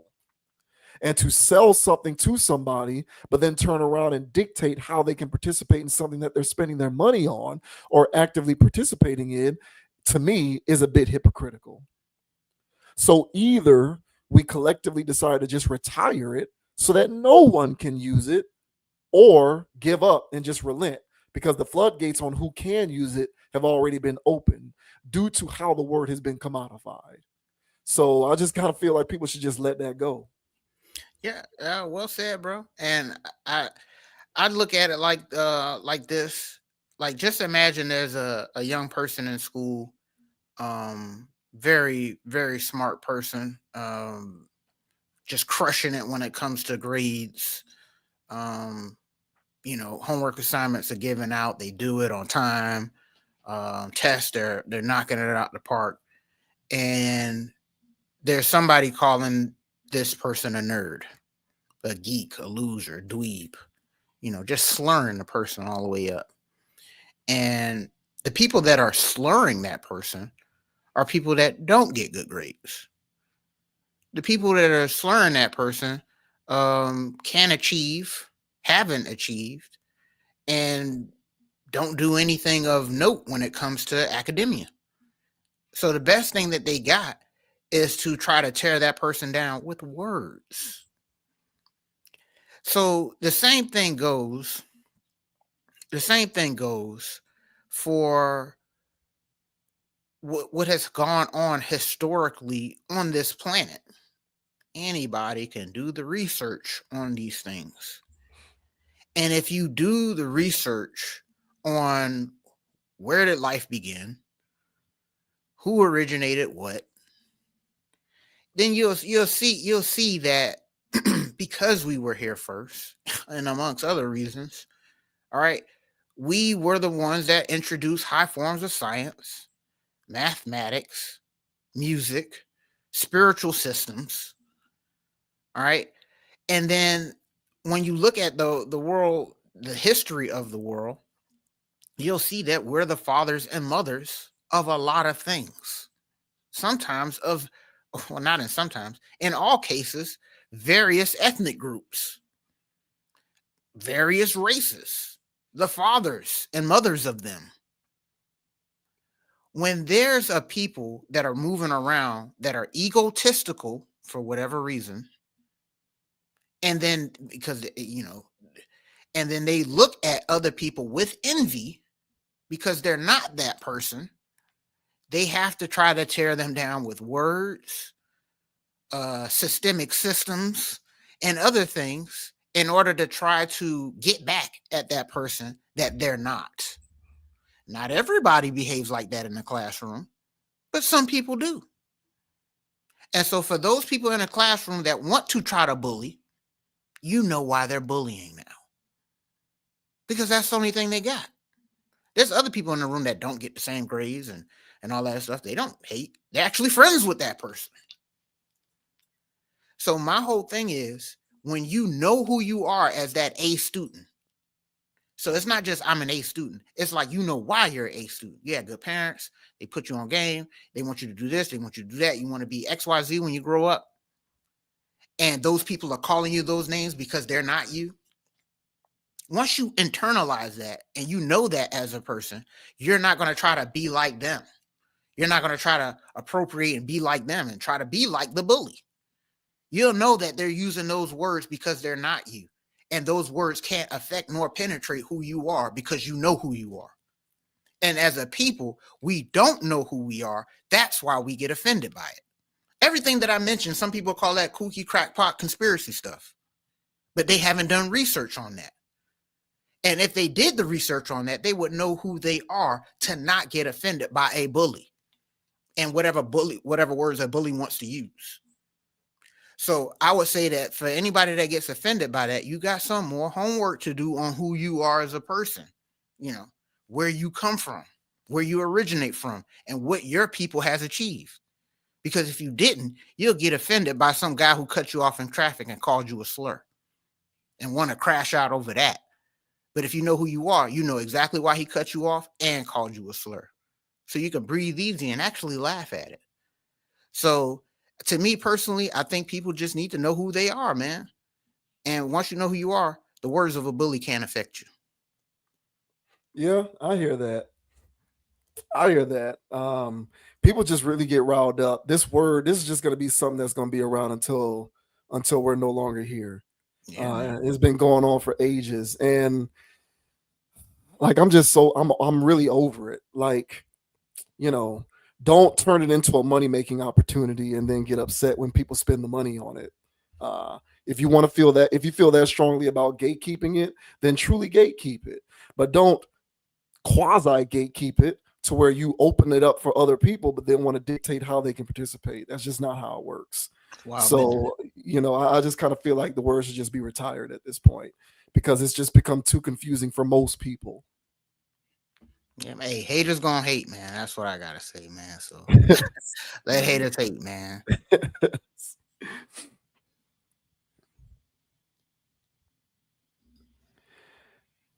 And now we shift gears and talk about B Simone, who is lamenting her financial struggles in light of investments that she's making, and she's going on podcasts talking about how, investing in an app and putting all of her resources into it has put her in a position to have to be more financially diligent. She can't run around spending the same money that she used to while she continues to work on this project. And so, she's made comments about how she doesn't have the liquid that she's used to having. She's used to having a certain amount of money in her account, and it ain't there because she's making investments and she's struggling. She gets emotional about it. And she's a little upset because she can't shop in Bloomingdales the way she always has. She has to shop in H&M. And that is, it's caught her off guard on making that adjustment. But she's on her path and her purpose, and she knows that. And so she's not allowing that. She's not allowing that to sway her off the beaten path. But the thing that has most people talking about this is the comment that she made about no longer being able to, buy her clothes out of Bloomingdales because she now has to shop at H&M because she has to be more financially diligent. So this says B Simone gets dragged for complaining about shopping at H&M instead of Bloomingdales. B Simone is no stranger to drama, but she probably didn't expect people to make such a big deal out of where she shops. Her latest internet debacle concerns some recent comments she made on her Let's Try This Again podcast with her friend Shakina Yawn. I hope I said that right. In a clip caught by the Shade Room on Instagram, B Simone talked about her spiritual battles, her efforts to make her new app, and the financial shift that she's experienced as a result. She seemed to get a little emotional while referencing all the things she's dealing with, although one particular remark about her shopping changes had the comment section raising their eyebrows. So I'm not going to read that because I'm going to play the video. This Bloomingdales and H&M comparison caused some folks to clown B Simone for this perspective. Girl, hush, I got to choose between Dollar Tree and Dollar General. One fan commented under the Shade Room's IG coverage, Bloomingdale's versus H&M people are starving, girl, shut up. Well, Bloomingdale's versus H&M, people are starving, girl, shut up. Elsewhere, though, the two spoke on how Simone is seeking longevity with her app efforts outside of a hustle mentality. She is prepared to take that big leap, but it's clearly not as easy for her right now as it will be once the slow cooker gets going. So here is a snippet from this conversation in which she talks about struggling and having to shop at H&M over Bloomingdale's. Like, that's what just help me, Jesus. Lord. Help me fight spiritually. Help me fight. So I feel like my answer is in what is happening in the spiritual realm. I feel like I am attacking something that I can't see right now. Wow. That's what I feel like. What? That's what I feel like. You feel like you're attacking something you can't see right now. Do you feel like you know what it could be? Although you can't see it, because sometimes our spirit does know. Like, I feel like it's breakthrough with what I'm creating with the app. I feel like there's been so much financial, just my finances. Like the budgeting, you see how I am nitpicking every little thing. I've never been like that. We were in Bloomingdale's yesterday. I'm like, we have to go to H&M. Yeah. Like I notice it in me now, just nitpicking. And it's not even, I just don't have it like to spend the liquid. Yeah. I'm used to having liquid. And because I've invested in this app and this platform, I don't have the liquid. I got the money. Not yet. It's coming. I have it in assets. I have it in jewelry. Yeah. I have it in, but it's like the liquid. I'm used to seeing a certain amount in my account. But you're also used to a hustle mentality. For sure. And this time when you set out to do the app, you said that you wanted to do something that was legacy. That was going to have longevity. Not quick. Yes, you don't. I don't want it. Return. I don't want it quick, and I'm not complaining. Yeah, I know that. I believe in what we're doing. Yeah, but I think that that's what I'm fighting. Use the microwave, and this app is a crock pot. Wow, this app is a slow cooker. Wow, and you're going to reap the benefits of it later. But right now, you're sowing seeds into that. And so it just takes time, but you'll have that liquid cash. I believe that. You'll have all that. I believe it. I know it. Yeah. Jesus Christ, bro. What? Oh my God. I see a lot of memes floating around the internet. And I'm just go ahead and take off here, man. I've seen a lot of memes on the internet, man, where there'll be some people talking on a podcast and they're talking like this. And then some of the comments will say, hey man, they need to make podcast equipment a lot more cheap, more expensive. So we don't have to hear some of these people talk. And I get a little beside myself because I guess what we do here is considered a podcast, but we're not gas bagging like that, man. I mean, what a circle jerk that was. I can't stand it, bro. I didn't know we did this, bro. I've seen some other podcasts from other communities and they talk like that and they just, rub and tug each other like that. But that was just completely unbearable. But let me go ahead and speak to what B Simone had going on there. Completely out of touch. B Simone, as the article mentioned, man, she is one of the more polarizing people on the internet. Honestly, I haven't really ran across too many people that are in favor of her. Mostly whenever I hear B Simone, it's whenever she's doing or saying something on the internet that has people up in an uproar. Lately, it was her appropriating Christianity. Oh, and by the way, our girl Brittany Renner has renounced her hijab. Right on schedule, man.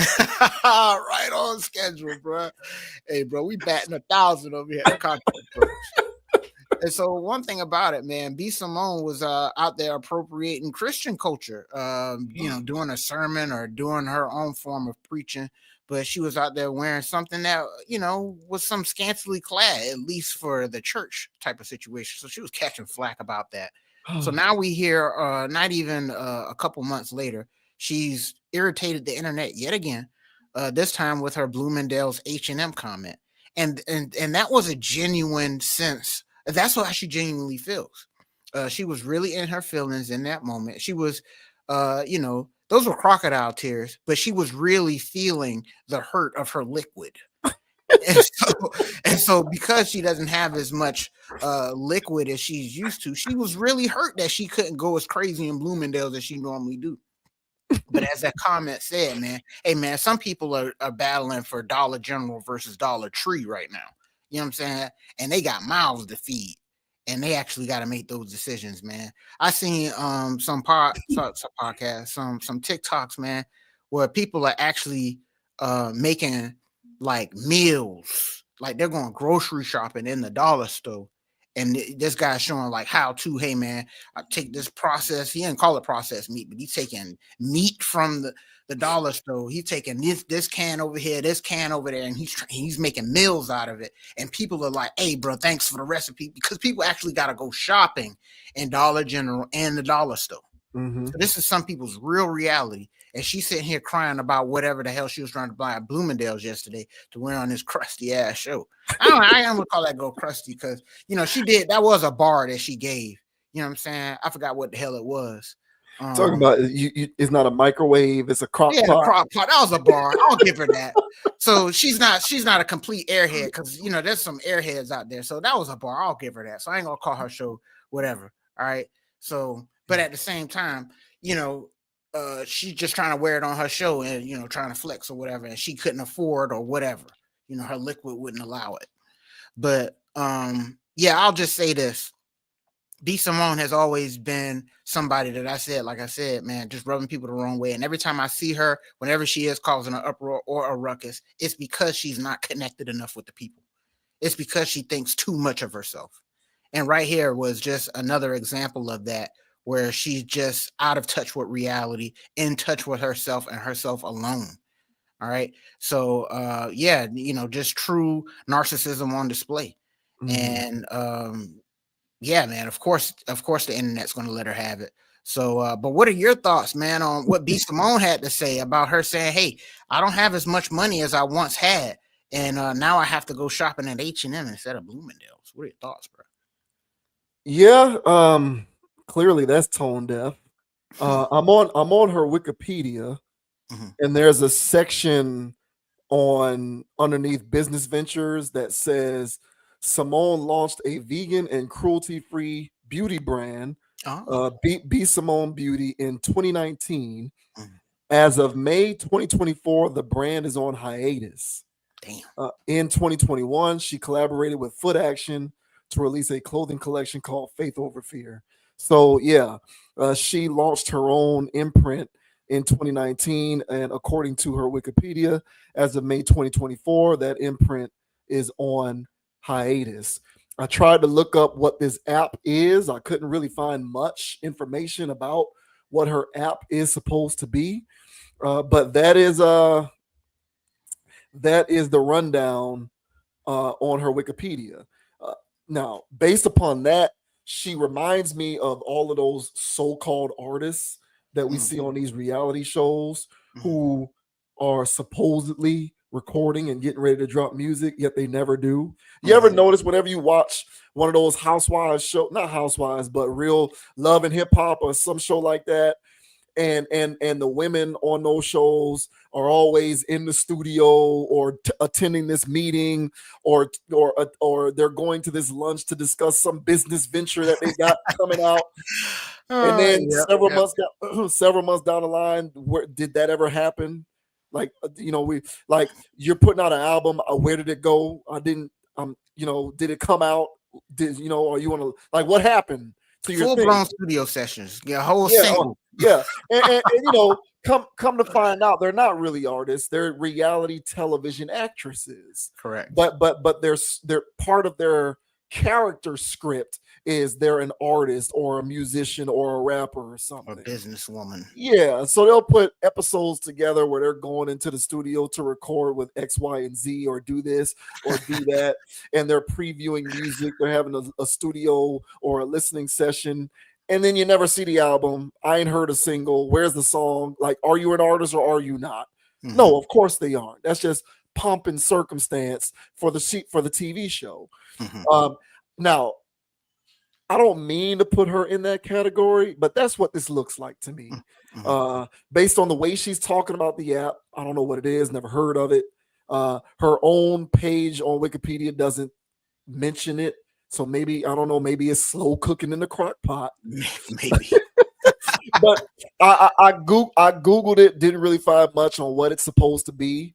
So, she kind of sounds like one of these people who's just in the entertainment industry, but doesn't really have a clearly defined role. She's just an entertainment media personality. Yep. But otherwise, I don't really know what she is or what she does. And those people tend to gas bag a lot about what they got going on, but you never really see the fruits of their labor. For her sake, I hope there are fruits, but right now she just looks and sounds like she's doing a whole lot of talking. And yeah, it comes off as tone deaf, especially in this economic climate. Correct. When people would kill for the ability to be able to regularly shop in H&M. And I will say this, as someone who used to buy clothes out of H&M, there are certainly a lot of places that are far better options from a quality standpoint than to shop at H&M. But times are such that shopping at H&M on a regular basis, depending on where you are income-wise, taxes your pockets. Yeah, and it's a luxury to be able to do that. It is. On a regular basis, it certainly is. So to talk like that kind of displays her relative narcissistic tendencies, in that you'll talk like that without knowing the collateral damage that can come from talking that way, or how it may rub or offend some people. Or rub some people the wrong way or offend them. So, people in her space, it's funny you mentioned Brittany Renner, because Brittany Renner is the same thing. They think they have carte blanche and can just say and do whatever they want, devoid of consequences. And for her sake, I hope she's not built that way. But for right now, she, to me, looks like the kind of person who has a whole lot to say about what they got going on. 6 months to a year later, you never saw any of it.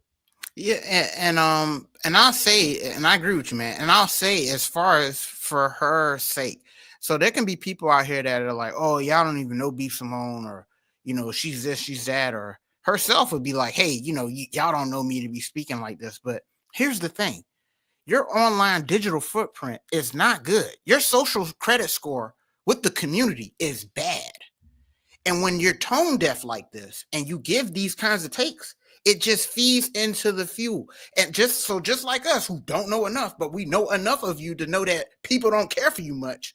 And then the only clips that we see is you continue to feed into that. Then how are people going to support your app?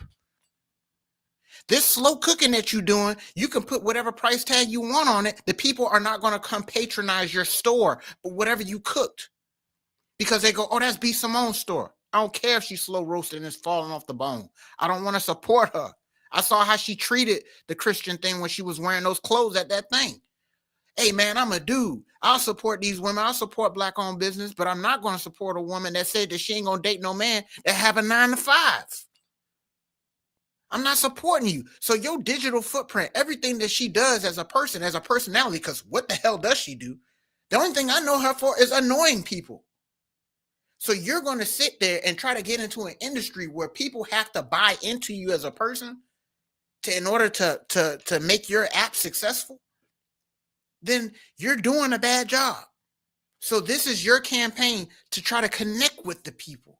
You're going on these podcasts, doing all these shows to connect with the people. So connect with the people that's doing Dollar Tree versus Dollar General.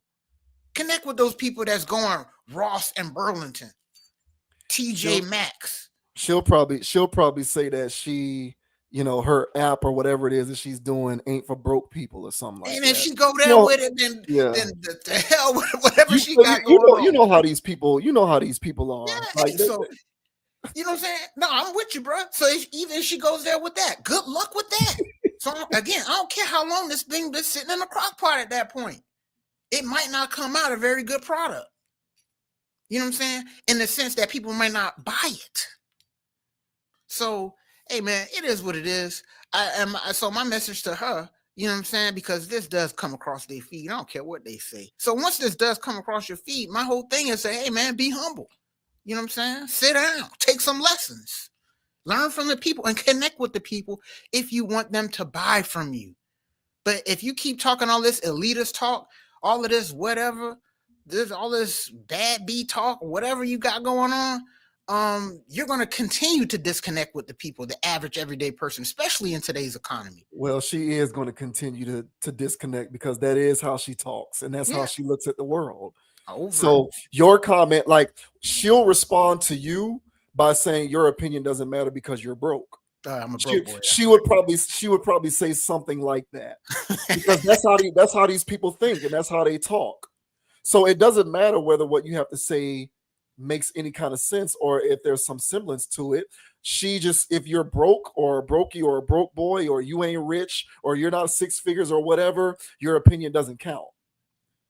So, and I feel sorry for the people who patronize individuals who have that kind of an outlook on life. Agreed. Because all they're out to do is extract you for your hard-earned financial resources and to leave you on the back burner because they don't care about your well-being. Exactly. They don't care about you as a person. So why should you invest in them as a person? Exactly. But I guarantee you, bro, your words fall on deaf ears to her and people in her cohort, people who think like her. They will dismiss you as a bitter, broke person whose opinion doesn't matter. Because ironically, to these individuals, money is everything. Money is, to people like her, money is God. Yes. So the thing is, your worth in the world is entirely tethered to how much money you make. Yes. So your worth to her is based upon how much you earn. And if you don't earn enough, that means your opinion is also inherently wrong, even though it's not. So that's why I kind of feel like people like her should be ignored largely, because I feel like they have the wrong approach to everything. But, she came up through the Wild and Out ranks. She's an industry chick in terms of her talking and her way of thinking. Anybody who says I can't be with a man who works a regular job is an industry thinking person to me. Mm-hmm, mm-hmm. So I feel like people like that shouldn't be listened to.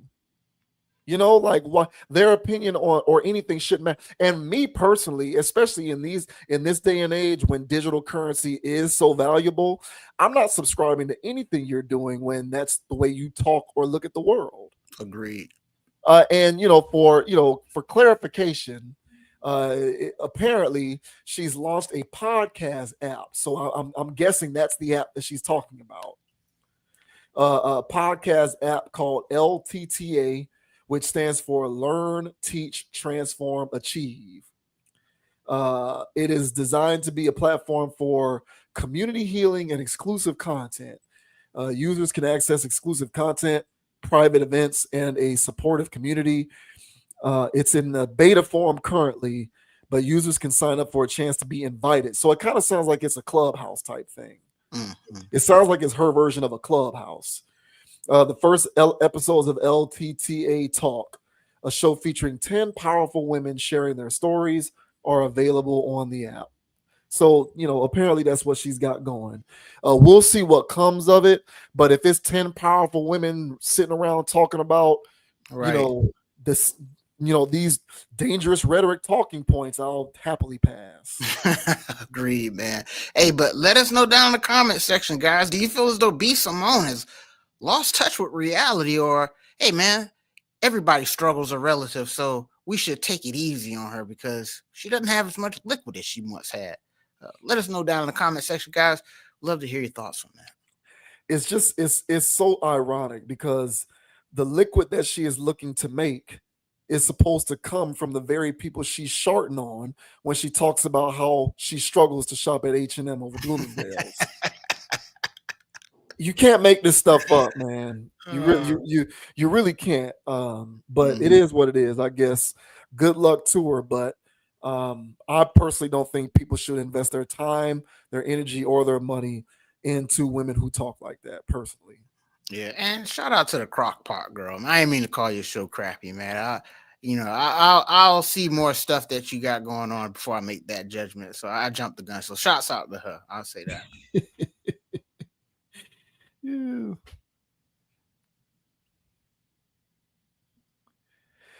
And next up, we got friend of the channel, Nick Cannon. Nick Cannon is indeed a friend of the channel. And Nick Cannon had a little egg on his face recently when he sat down with one of the premier Nepo babies in the Nepo babies in the content game, Bobby Althoff. Nick Cannon sat down with Bobby Althoff to, I guess, talk about life and various other random subjects. And at one point, Althoff was, asking Nick Cannon to name all 12 of his kids. And I think Nick got to like 10 names and he struggled to name the other 2. So Nick is trending in all the wrong ways right now. Well, perhaps not in all the wrong ways, but just in kind of funny ways, meme-ish ways, trolling ways, because he couldn't name all 12 of his kids. So this says Nick Cannon struggles to remember all 12 of his kids' names. Nick Cannon struggled to remember the names of all 12 of his children during an interview with Bobby Althoff on the Really Good podcast. Clips of the moment have been going viral on social media, with fans criticizing Cannon for the awkward moment. While discussing his forgetfulness, Cannon challenged Althoff to name 12 states before trying something more personal. Eventually, he surrendered and tried to remember his 12 children. And I'll skip the quotes. Fans on social media have been having plenty of jokes at his expense in response. Nick Cannon named all his kids after armor variations and ranks from Halo Reach. I'm balling my effing eyes out, one user joked. Another added, that stuff not even funny. LOL, bro, lame for trying to act like that should be a hard thing to know off top.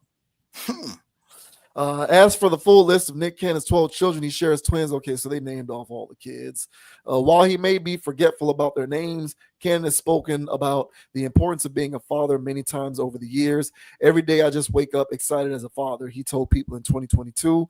I'm so excited about all my kids, constantly, from every aspect of it, from them getting Citizen of the Month awards in the first grade to the birth of the new ones. So here is that exchange between Mr. Cannon and Bobby Althoff, in which Mr. Cannon struggles to name off all 12 of his kids.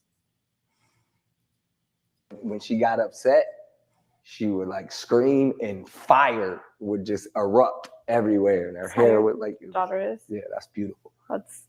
What are their names? I just told you. You told me one. Oh, you want all 12? 12 names. Go. All right.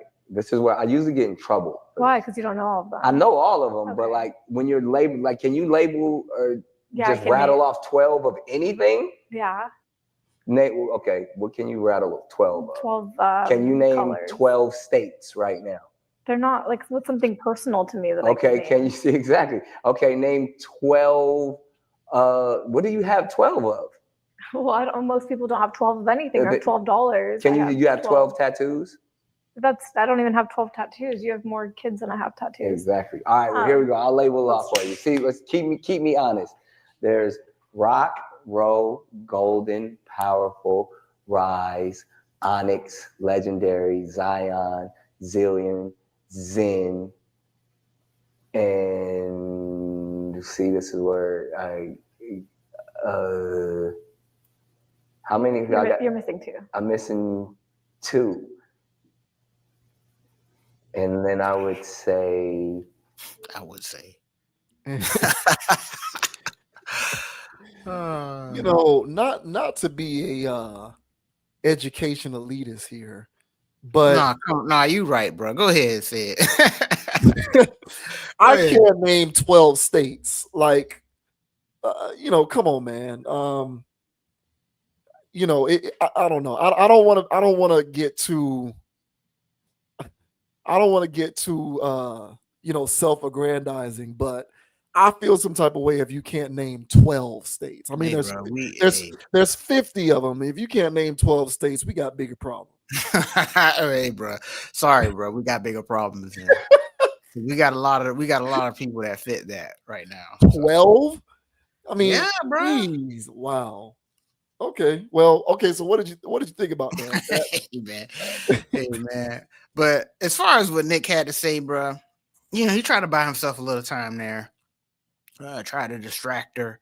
You know, a little sleight of hand trick. It didn't pan out for him, but she still came right back to it. Here's my thing when it comes to this situation. It's not a good look for him. And it's not a good look for the campaign that he's been running with this whole situation. You know, because we've had, you know, he's friended the channel, so we've talked about Nick Cannon and, you know, his children situation quite a bit. And I've generally always come to the defense of whatever his vision was. Because I feel as though he had a vision for whatever he was trying to do. I felt like he was trying to do his own version of legacy building. Now, granted, most of his kids, I'm sure, or a good number of them are probably going to fall into the entertainment business, which, you know, I'm not a fan of. But he has his own vision of legacy building, and he's doing his version of it. So if he gets them into the industry, so be it.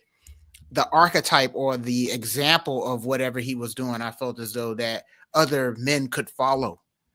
You know, if you have the resources to do this, I didn't have a problem with it. So, but when you come off in a situation like this, where it looks like you don't even know all the names of your children, it makes it falls into what people have been saying about him the whole time, that he's just doing it to bust one. You know, he's doing it for egotistical reasons, to say that I got this many kids, instead of the fact that, hey, I know all my kids by name, you know. And so I got a pretty big family, bro. I can name, you know, I can name 12 cousins, bro. Like, you know, that's not my kids. I could just rattle off 12 cousins, you know. I can rattle off, you know, 12 aunts and uncles, you know. That's my family, bro. So if you got children and you're struggling to name 12 of them, bro, that's a bit of a, this is where I get in trouble. Why, man? You know what I'm saying? I can see if you lost count because you just naming names. But if you felt like you named them all, but there's still 2 left, that's a bit of an issue. And if you're one of the 2 that got left off, I don't know how they're going to view Pops. Right. Yeah. So this is a crazy situation, man. So he's got to tighten up on that. And for those people out there that can't name 12 states or can't name 12 capitals, You know what I'm saying? Because there's them people out there too. Now, Capitals, bro, like I'll put cash on that, bro. I'll put cash on that, man. But there's people out there that struggle with common knowledge. You know what I'm saying? Oh, man, but So it's not all 50 states. It's just 12 of them. I know, bro. My But God. still, man. You should see some of these, some of these Q&As that I see that going online, bro. I be thinking that some of these people be trolling, but the further they go down some of these questions, these people really don't be knowing these things. And it is wild, bro. But last thing I'll say is that yeah, man, this is just not a good look for him. It's not a good look for his campaign.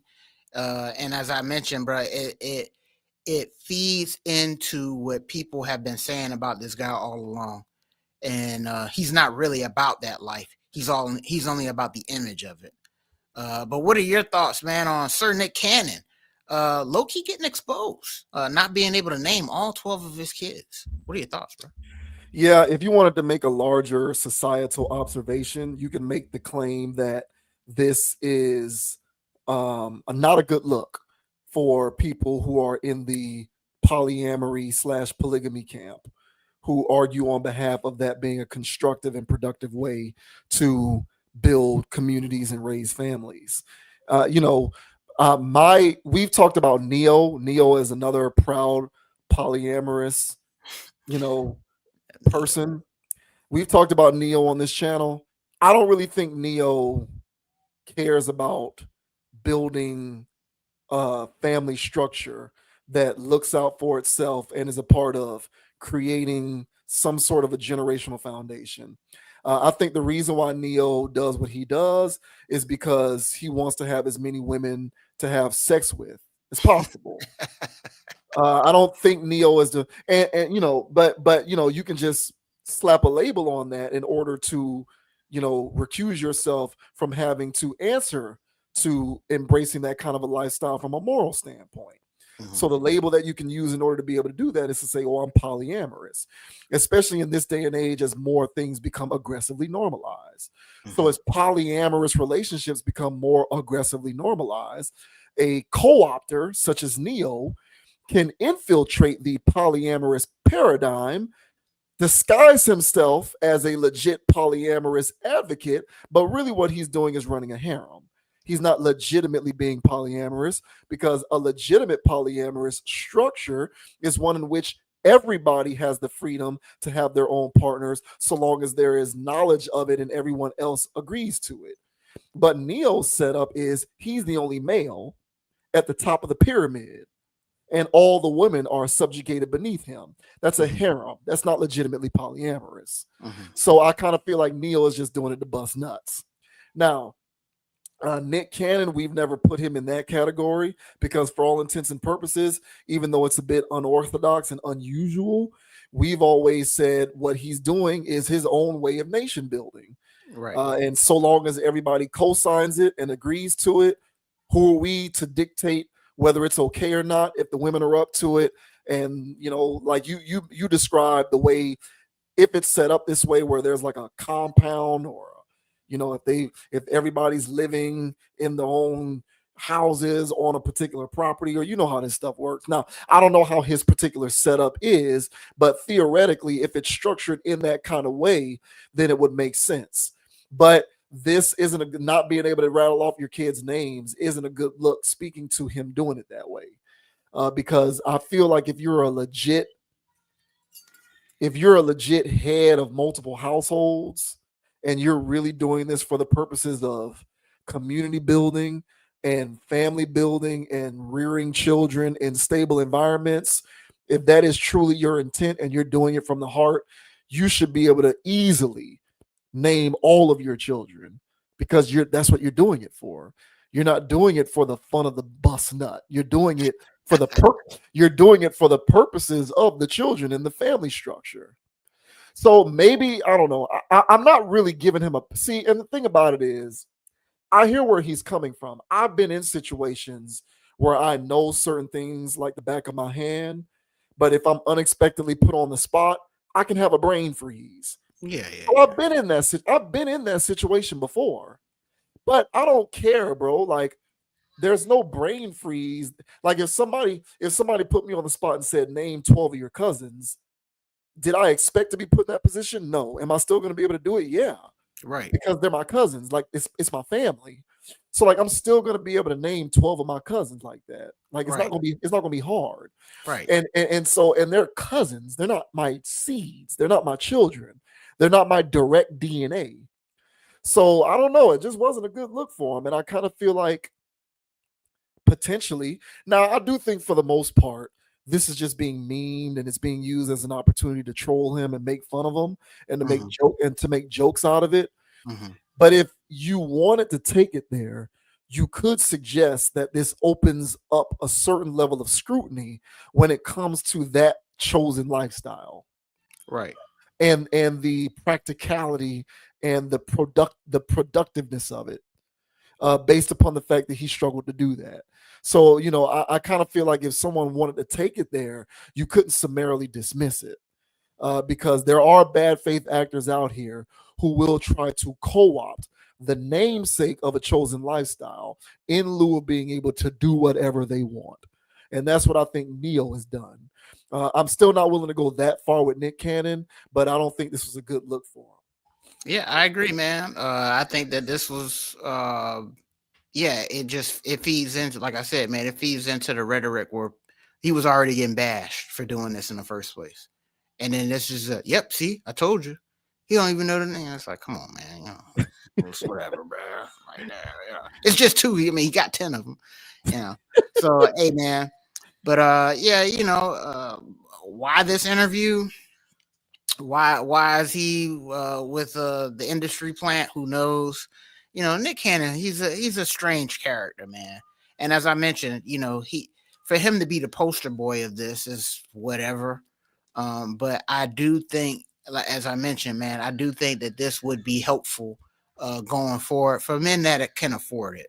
And because it really does take a village, man, to raise a child and to raise a family, man. And so the more help, the more hands on deck that you got in order to do it, I don't see what's wrong with that, because it's so much of a village that's required for raising a child. People would pay for daycare services for somebody else to come, you know, or to drop your kid off because it's so much work. People would hire a nanny because, you know, for that support or whatever to take care of and whatever. People would drop them off at grandma's house or, you know, whatever. And it's like, because it's required so much work in order to raise one child. So if there's 12 of them, you know, that's a whole system that you would need. But if there's, see, and this is the thing, I don't even know how he has this situation set up. If they all in different houses, different states, that's the thing, yeah. You know what I'm saying? I'm pretty sure they all spread out. I'm pretty sure it's disparate. I'm pretty sure they're their own groups. Which again, I know he ain't got them all living in the same. He ain't that player. You know what I'm saying? So, but if you know, it would behoove the situation if they were living together. You know, that way, you know, support can get linked on one this and one that or what have you. But that's how it would be if it was a structured situation. But right now, when people aren't living in nuclear families anymore, everybody's living abroad, everybody's doing their own thing, and everybody's trying to do whatever. The village portion of it takes a village has been outsourced. And so now people are dropping their kids off at school, daycare center, after school, doing all this other stuff here because it requires so much. So since society has changed so much, people are left on their own devices, which can get a little wild or whatever. So that's why I really think that returning to, we call it traditional, you know, man, female monogamy, but, you know, traditional in the global sense of things, where traditionally there was always this communal way of having families. I think that would be more beneficial going forward. I think we would have less broken homes. But for Nick Cannon to be the actual spokesperson of that, and for him to be, you know, carrying the torch, or Neo to be carrying the torch for these things, I don't think that these celebrities are the people that people should be looking at as the archetype. But you know how things go. People are going to be looking at them as the role models and the examples. And neither one of them, I don't think, Or Cam Newton, who just got out here the other day talking about broken families. I don't think either of these people are doing it the right way, but it is what it is, man. I do think we do need to look at things differently, though. Yeah, I don't really give Nick Cannon that much credit. He's not the imposter that I think Neo is, because Nick Cannon doesn't go and publicly call himself polyamorous versus Neo, who does and who has. So Nick Cannon isn't the imposter that I find Neo to be, but I still think that all of these guys are just doing this to satiate their sexual appetite more than anything else. I'm not going to give them that much credit for doing this for the purposes of nation building. I think that they want to do what a lot of guys out here would like to do, which is be able to sleep with as many women as they can afford, and be able to live like that, free of any sort of moral ridicule or consequences. And I think men in those positions are able to do that primarily because they can afford what comes along with it. And I think that that's what they're doing. And they are co-opting things such as polygamy and polyamorous relationships in lieu of doing it, so that they can look like they know what they're doing when really all they're doing is just busting mad nuts. That's really how I see it. So I'm not, I just don't give Nick Cannon that much credit. I just kind of feel like he has a sexual appetite and he is morally above the fray because he can afford to be morally above the fray. And his conscience isn't going to be eaten up because he has all of these different baby mamas. He doesn't care, so long as he can afford it all, and they ain't going to be complaining about him because he can continue to fund their lifestyle and be able to financially support the children. It's making the best of what is otherwise a sticky situation. But is it truly a communal fostering of family and child rearing? In my opinion, no. I just kind of feel like they're out there just busting as many nuts as possible. Yep. So I just don't give those guys as much credit as some would otherwise. And I hear what you're saying about like outsourcing help with children. That's a very good point, because that is true. People are paying exorbitant amounts of money for daycare and babysitters and all of that kind of stuff. So I hear you on that, but I think a detractor to what you would say is, and I understand what you're saying. I'm not saying I'm a detractor. I'm just saying I can imagine someone who is in disagreement with you would say, well, the father or whomever doesn't have carte blanche to sleep with people in the daycare or to sleep with the nannies or to have sexual relationships with the babysitter, even though that still does happen too. Even though that still goes on, right? I mean, that still happens. You see, how many stories do we know of? I mean, freaking Arnold Schwarzenegger got, I'm pretty sure that was a divorce, because don't quote me on that. I don't know if he's divorced from his wife, but I remember Schwarzenegger getting jammed up because it was found out that he was smashing the nanny. So that still happens, where these guys are going to smash and do what they do anyway. So I hear your point, but I would imagine that that's what somebody who is a detractor of that line of thinking would bring up, is when you drop your kid off the daycare people aren't having sex with the husband or the man or the father of the children or something. And detractors are going to find their way to detract. But just fair point, man. But hey, man, it takes a village, man. So we'll see, man. But hey, what do you guys think down in the comment section, guys? Do you feel as though this was a bad look for Sir Nick Cannon, that he couldn't name all 12 of his kids off the top of his head? And I have another question for you all. Can you all name 12 states without Googling it? Please let me know down in the comment section. I would love to put that to the test. I say that. Bro, if y'all can't name 12 states, no. People who watch this channel can name 12 states. That is the correct answer. Sir. Yeah. if you're watching this channel, you can name 12 states, man. I ain't gonna do my community like that. Nah, man, hold up. Them trolls now. I don't know what they got going on. They don't count. They don't follow. They don't count. They don't count. They pop in every now and again to tell us how wrong we are, but they don't count. And Schwarzenegger did get divorced. So he did, yeah. So they got divorced back in 2021, and that was the catalyst for them getting divorced. He was smashing a nanny. If they had a village mentality, that family would still be together.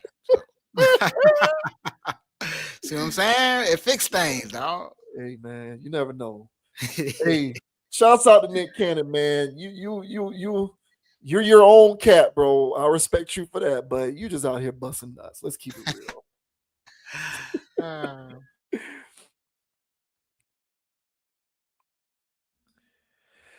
And last but not least, we are going to get into a viral exchange with Jim Jones and the Nightcap crew of Shannon Sharp and Chad Johnson / Chad Ochocinco.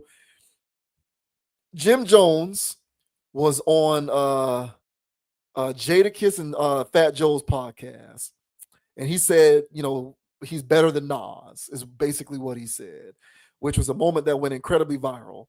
So much so that Shannon Sharp had to ask him about it. And Jim Jones didn't pass up the opportunity to double down on this. So Jim Jones believes that he is better and more influential in terms of hip hop than Nas. And Shannon Sharp wasn't here for it. Now, Chad was doing his thing. Chad was being Chad and fueling the fire. But, Shannon Sharp, excommunicated recently from ESPN, is not here for any of this Nas slander on the part of Jim Jones. So this says Jim Jones doubles down on his Nas take during debate with Shannon Sharp. Jim Jones was a recent guest on the Nightcap podcast with Shannon Sharp and Chad Ochocinco Johnson, and they couldn't help but ask him about Nas. Capo had previously positioned himself as a bigger rapper than Esco during an appearance on Fat Joe and Jadakiss podcast, which obviously caused a lot of flabbergasted debate. During the Nightcap appearance, though, he doubled down. Specifically, the Dipset member explained why he thinks he's more influential. So I'm not going to read that because I'm going to let the man speak for himself. He also alluded to something that happened between him and the Queen's legend. We the ones that went wild on them boys, Jones claimed. Sharp posited Esco as the superior lyricist, but Capo doubled down on the style influence. From there, all three men kept debating about competitive mentalities. In fact, Sharp brought up Dipset's verses with the Locks and how Jones should probably worry about getting his revenge on Jadakiss.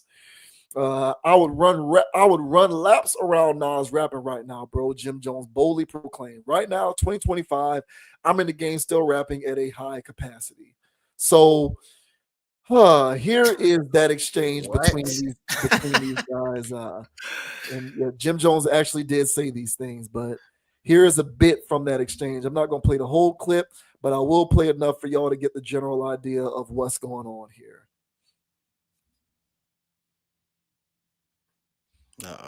Yeah, I might have to do that. Let me refresh. All right, let's get that going. And Jim Jones, top 5 delusional rapper of all time. Were you okay? So here we go. Smoking when you said you better than Nas? Damn. I might have been a little bit. Well, as far as let's get this right. I'm way more influential than Nas, and I don't care what nobody say. I know I made a little boo-boo when we talk about the sales and all this type of shit. I don't feel like getting into that rhetoric about where I started and where he started. You said that but listen, Nas was nice when I was in high school. When I was in 10th grade, Nas came out. Nas was dope. We appreciated him. He had a little bit of run. But Nas always came up second to Jay and DMX and all these other people. Like, ain't no shame in that. There a lot of folks came up second to Tom Brady. He never had that type of influence on us, except for his first album. I already told you, I used to want to dress like Nas because he had a lot of fresh clothes that the hustlers used to wear and shit. And we used to see him on TV. He had one of the illest albums of all time. And then in high school when he had the barbecue and shit like that. So I'm a real fan of Nas, but he kind of lost me after the movie Belly and shit like that. Like, I don't. Man, go ahead on with that, Jim. I'm trying to tell you, I'm being honest. You ask me, I'm being a fan. I'm telling you, the movie Belly was fire, but after that, he kind of lost me. I think we was way too much into the game. Remember how this goes. You ever heard of a Kofi list? Yeah. Yo, go back into your history and find out what happened between us and him. You dig? And I'm not trying to repeat history, but don't play with us when it comes to that, bro. We already went wild on them boys. You heard? We the ones that went wild on them boys. You heard? Hey, Jim. Yo, and people out here acting like I said I'm gonna bring the Kofi list back. I just told you I'm gonna change man. Steph Law. Can you dig? Nah, look. I'm put it to you like this, here, Jim. Hey, bro, you been in this thing, but lyrically, I'm gonna keep it a stack with you. Yeah, Y'all but look ain't how every you with dress. Nas. Look how you dress. You don't even be in the same places I be in. The But things that we listen to. I can be in the church house. You can't F with Nas lyrics. I don't know who told you that. Now look, y'all know you on that good stuff, but you're not seeing Nas. You're not seeing Nas, bro. Let's be real. You got a bunch of 40 and 50-year-olds in their panties because I said I'm better than Nas. It don't matter. Look at you. Look at you. Nobody from Dipset gonna take you over Nas. Nobody from the Diplomats but you. I got hold on, Jim. Hold on. That shirt too tight. Hold on. That Jimmy, shirt too tight. You want to go back to I really mean it? I really mean it, started. We could go back to the history, bro. For you to even Don't do that, bro. Don't do that, bro. That shirt hold on. be sticking up for Nas. I got a question. Let Nas stick up for itself and meet me in a booth or something if we want to do something historical. He Nas say he don't do that no more. Nas say he don't do that because he got $100 million. He's a very wealthy man. You heard he's a very smart businessman. He hold on. Jimmy, hold on. I got a question. Hold on. Go ahead. Hold on, Jim. Hold on. I got a question. And this you do, Jimmy, and anything that you do, right?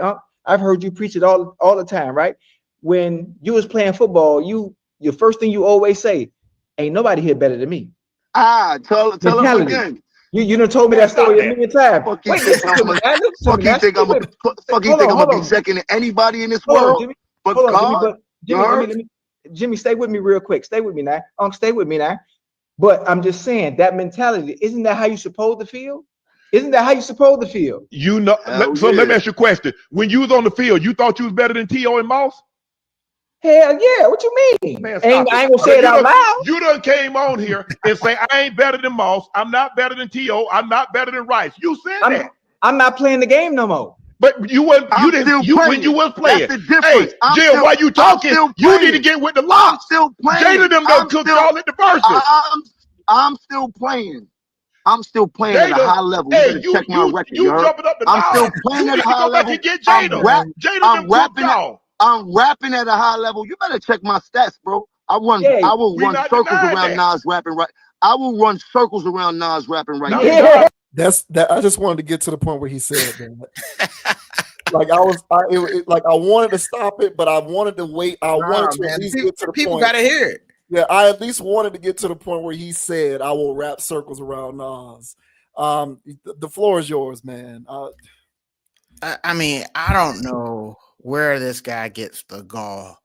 To touch on the point right there where, Ocho was just trying to, what I'm saying, be diplomatic.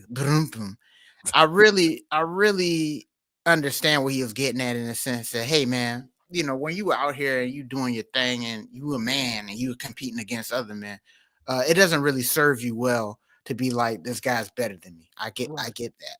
Yes. However,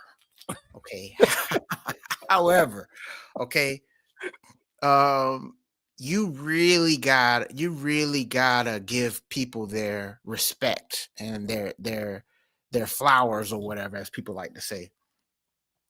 You don't have to say Nas is better than you in order to respect him as a rapper.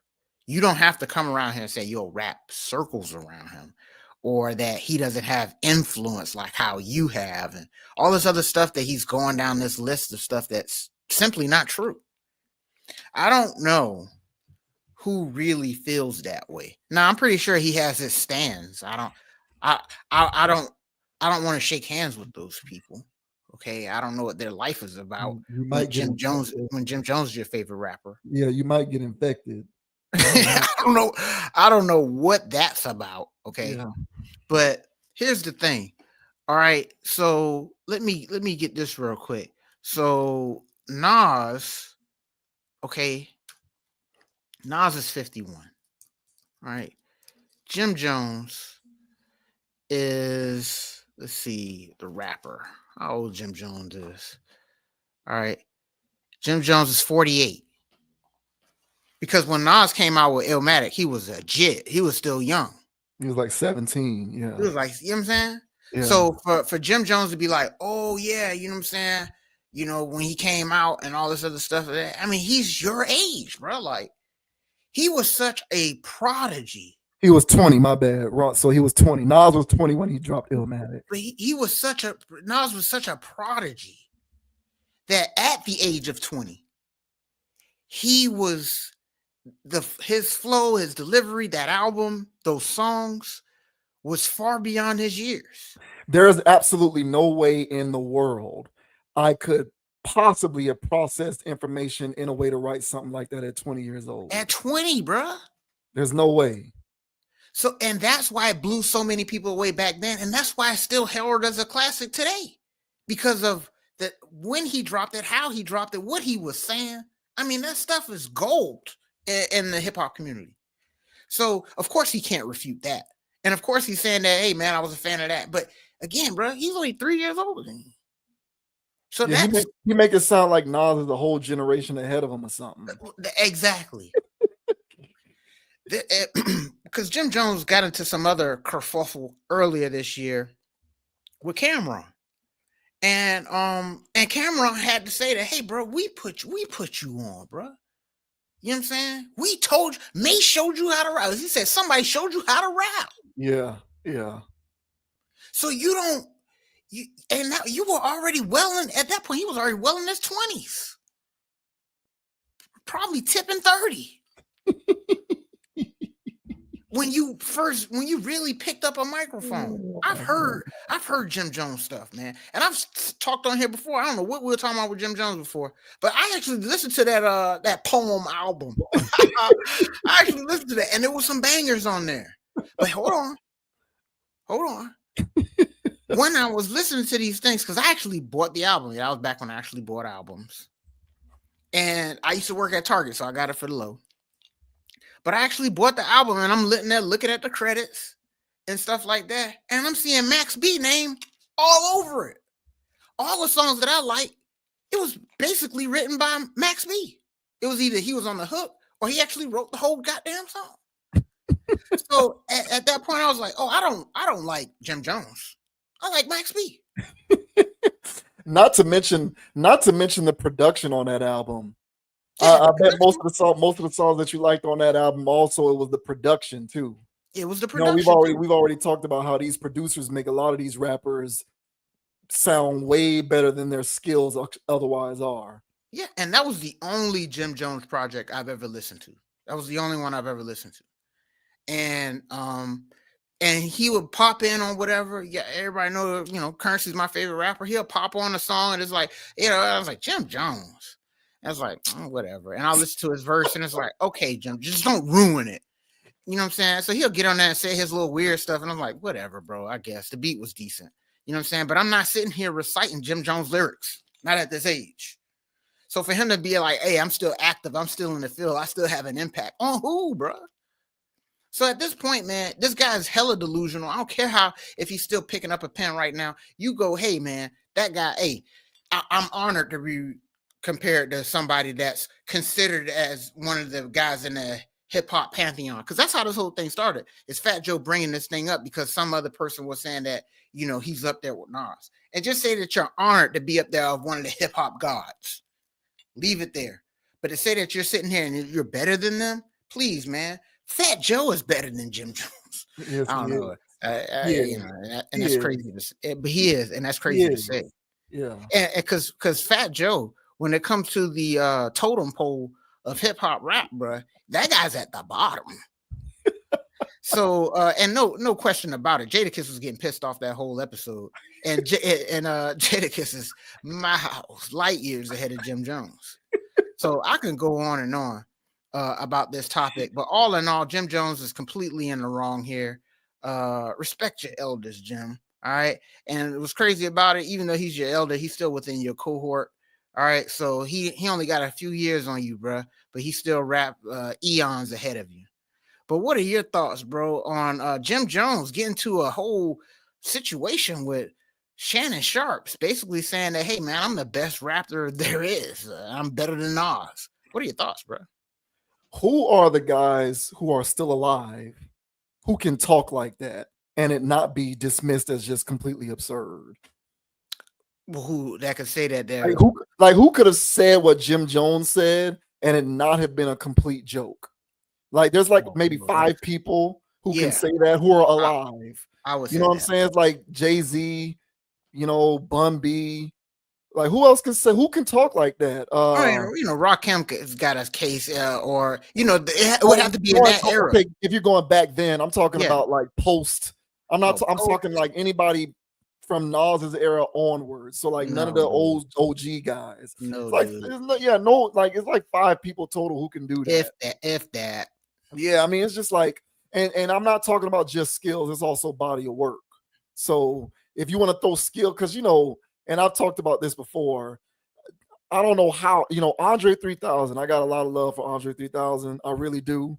But the dude dropped one solo album and did a bunch of guest feature verses, and somehow, some way got propelled into this greatest of all time stratosphere. You already know, baby. Yeah, I'm not with it. I'm not with it. I don't think you can be in that. I don't think you can be in that space off of one solo album. Well, now 2 if you include the New Blue Sun, the flute album. But one rapping solo album, and then a bunch of admittedly he was tremendous in those guest features, but still a bunch of guest features and one solo album does not put you in that space. I don't know how that started. That just was a momentum train that just took off and just never stopped. But it's just like Jay-Z. I mean, Jay-Z. People gonna throw Eminem in there. You can throw Eminem in there, but I don't, because, like I said before, after Eminem's 3rd album, to me, like you got to be sustained for longer. That's why I can't say people like.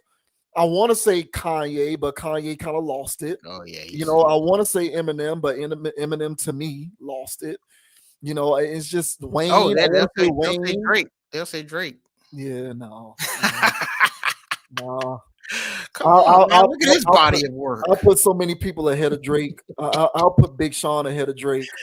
No, for sure. I'll put Kendrick ahead of Drake. I'll put Cole ahead of Drake. Oh yeah. Can't forget those guys. Yeah, but I'm just saying the short list is not. It's a short list. No one can really talk like that.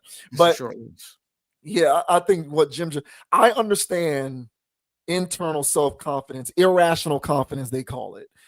Irrational confidence when you internalize something and believe it in order to help you, reach a certain level and then try to sustain it and maximize on your abilities. A lot of people, and I am inclined to agree with this, will say that there's an irrational confidence that comes along with that, where you believe that you're something, even if it's not actually true. You still need that internal belief in order to push yourself forward. So, like, I'm pretty sure a lot of NBA players told themselves they were better than Michael Jordan, or told themselves they were better than Kobe. Were they actually better? No, but it's healthy to have a certain level of irrational confidence in order to push you forward.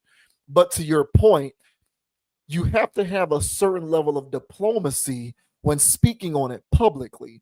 Otherwise, you just come off looking like a raving lunatic. Correct. And I kind of feel like Jim Jones, first of all, is factually incorrect. He's not better than him.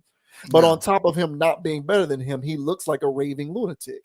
Correct. He looks like the person on the side of the road saying irrational, loose theory, connect the dots things where the dots don't actually connect, but you're just saying crazy stuff that only makes sense in your own mind. Yeah, yelling at the street lamp. Yeah. So when you say things like in 2025, first of all, Nas is not retired, so I don't know where that came from. But Nas is not active. He's not retired. And furthermore, Nas now in 2025 wraps circles around Jim Jones. 1,000. So I don't understand. I don't get it. Like, he is just, his irrational confidence is coming out publicly when most people who maintain a certain level of irrational confidence know how to be tactful when deploying their irrational confidence in terms of how they speak publicly. Nas at no point was ever not as good as Jim Jones. That is a ridiculous notion in terms of skills and body of work and influence. I don't know what world Jim Jones is living in where he has more influence than Nas. I don't understand where I don't understand what he's saying. Right. But whether you're talking about skills, it's not even a contest. I don't need to bring up lyrics and bars. It speaks for itself. Body of work is not even close. I don't even need to bring up Illmatic. There is nothing musically that Jim Jones has done that surpasses Stillmatic, let alone Illmatic.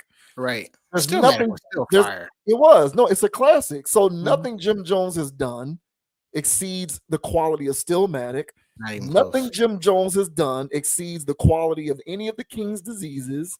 Nope. Nothing Jim Jones has done exceeds any of the quality of the Magic albums. Nope. Nothing Jim Jones has done exceeds the quality of the Untitled album, which is my personal favorite Nas album, is the Untitled album. Super fire. Nothing Jim Jones has done comes close to any of that. And the last album that Nas put out was the Magic 3 in 2023. Very much recent and current. Mm-hmm. He is still, for my money, right now, the single best rapper rapping right now, in my opinion, is Nas. And I'm saying that as a Jay-Z fan. But old Nas is way better than old Jay-Z to me. So right now, for my money, rap-wise, Nas is the best right now. And he's 50, whatever he is. What'd you say he was? 52? 51. Nas right now is the best. If Nas puts out something right now, he is the best rapper right now rapping. He's better than Kendrick. He's better than J. Cole. He's better than all of them, in my opinion. And all of them are leaps and bounds better than Jim Jones. 1,000. So Jim Jones, as far as I'm concerned, does not even belong in such a conversation. It's offensive to me as a music listener that he even fixed his face to put himself in that conversation. He's not better than Cameron. No. He's not. This, and that's my thing. You're not even the best person in Dipset. What are you talking about? Santana Jewels will blow this dude out the water right now. Grab Jewels off the street. He'll smoke this dude. You know what I'm saying? Get Freaky Zeke. Get anybody. Okay? In Dipset. Jim Jones was always like a hype guy. He's a hype man. You know what Jim Jones was to me? Jim Jones was the Birdman of Dipset. He was the spliff star of Dipset. An absolute, just a hype guy, just an extra. And it was like, oh, the extra's rapping now? Hysterical. That's how I took when he did Ballin'. Ballin' was a joke to me. I couldn't believe Ballin' took off how I did. I couldn't. It's because of the hook. It was the hook. The hook was the hook. Yeah. And I told you, did I buy the album back then? Yeah, I bought every album. Y'all should have seen my discography back then. I was buying everything. I told you I worked at Target. That stuff would come out, I'll get it for what, $8? It was something dumb. So I was buying every damn thing. So it came out in 2005 or whatever when I was working there. So I just copped it. I was like, whatever. Gave it a try. You know what I'm saying? Because I'm a music head, you know. But I told you, everything that I liked on there was written by Max B. Everything. This guy's not good. And yeah, his work was written by other people. And it's open. This guy was just a stage act. So no, man, I don't know where this guy's Captain Delusion. Honestly, that's what I said. He's top 5 most delusional rapper of all time at this point. Like you got to be out of your mind. And that was a good point. But you're not better than Cameron. You're not even better than the people in Dipset. Yes. Like, and if there was a rap tiers list that people had to tier people out, you can do all time of the 2000s or whatever era you want. This guy's at the bottom of every one of those lists. Like, even in the early 2000s, at the height of Ballin', he was a joke then. Everybody knew that was a meme of a song. We fly. Come on, bruh. So no, man, I can't get busy with none of this, bruh. I mean, you can name a niche rapper of that era. You know what I'm saying? Ransom, or what was that guy? Stax Bundle. All those dudes. Rap circles around him. So nah, man, I can go on for ages about how ridiculous this man is, man. I outside of getting a really good joke out of it, you know what I'm saying? For him to keep doubling and tripling down, because trust and believe, bro, he's got more of a press run to go on with this because this is the most attention he's gotten since Baldwin. Yeah. I mean, the list of people who he's not better than is far longer than the list of people he is.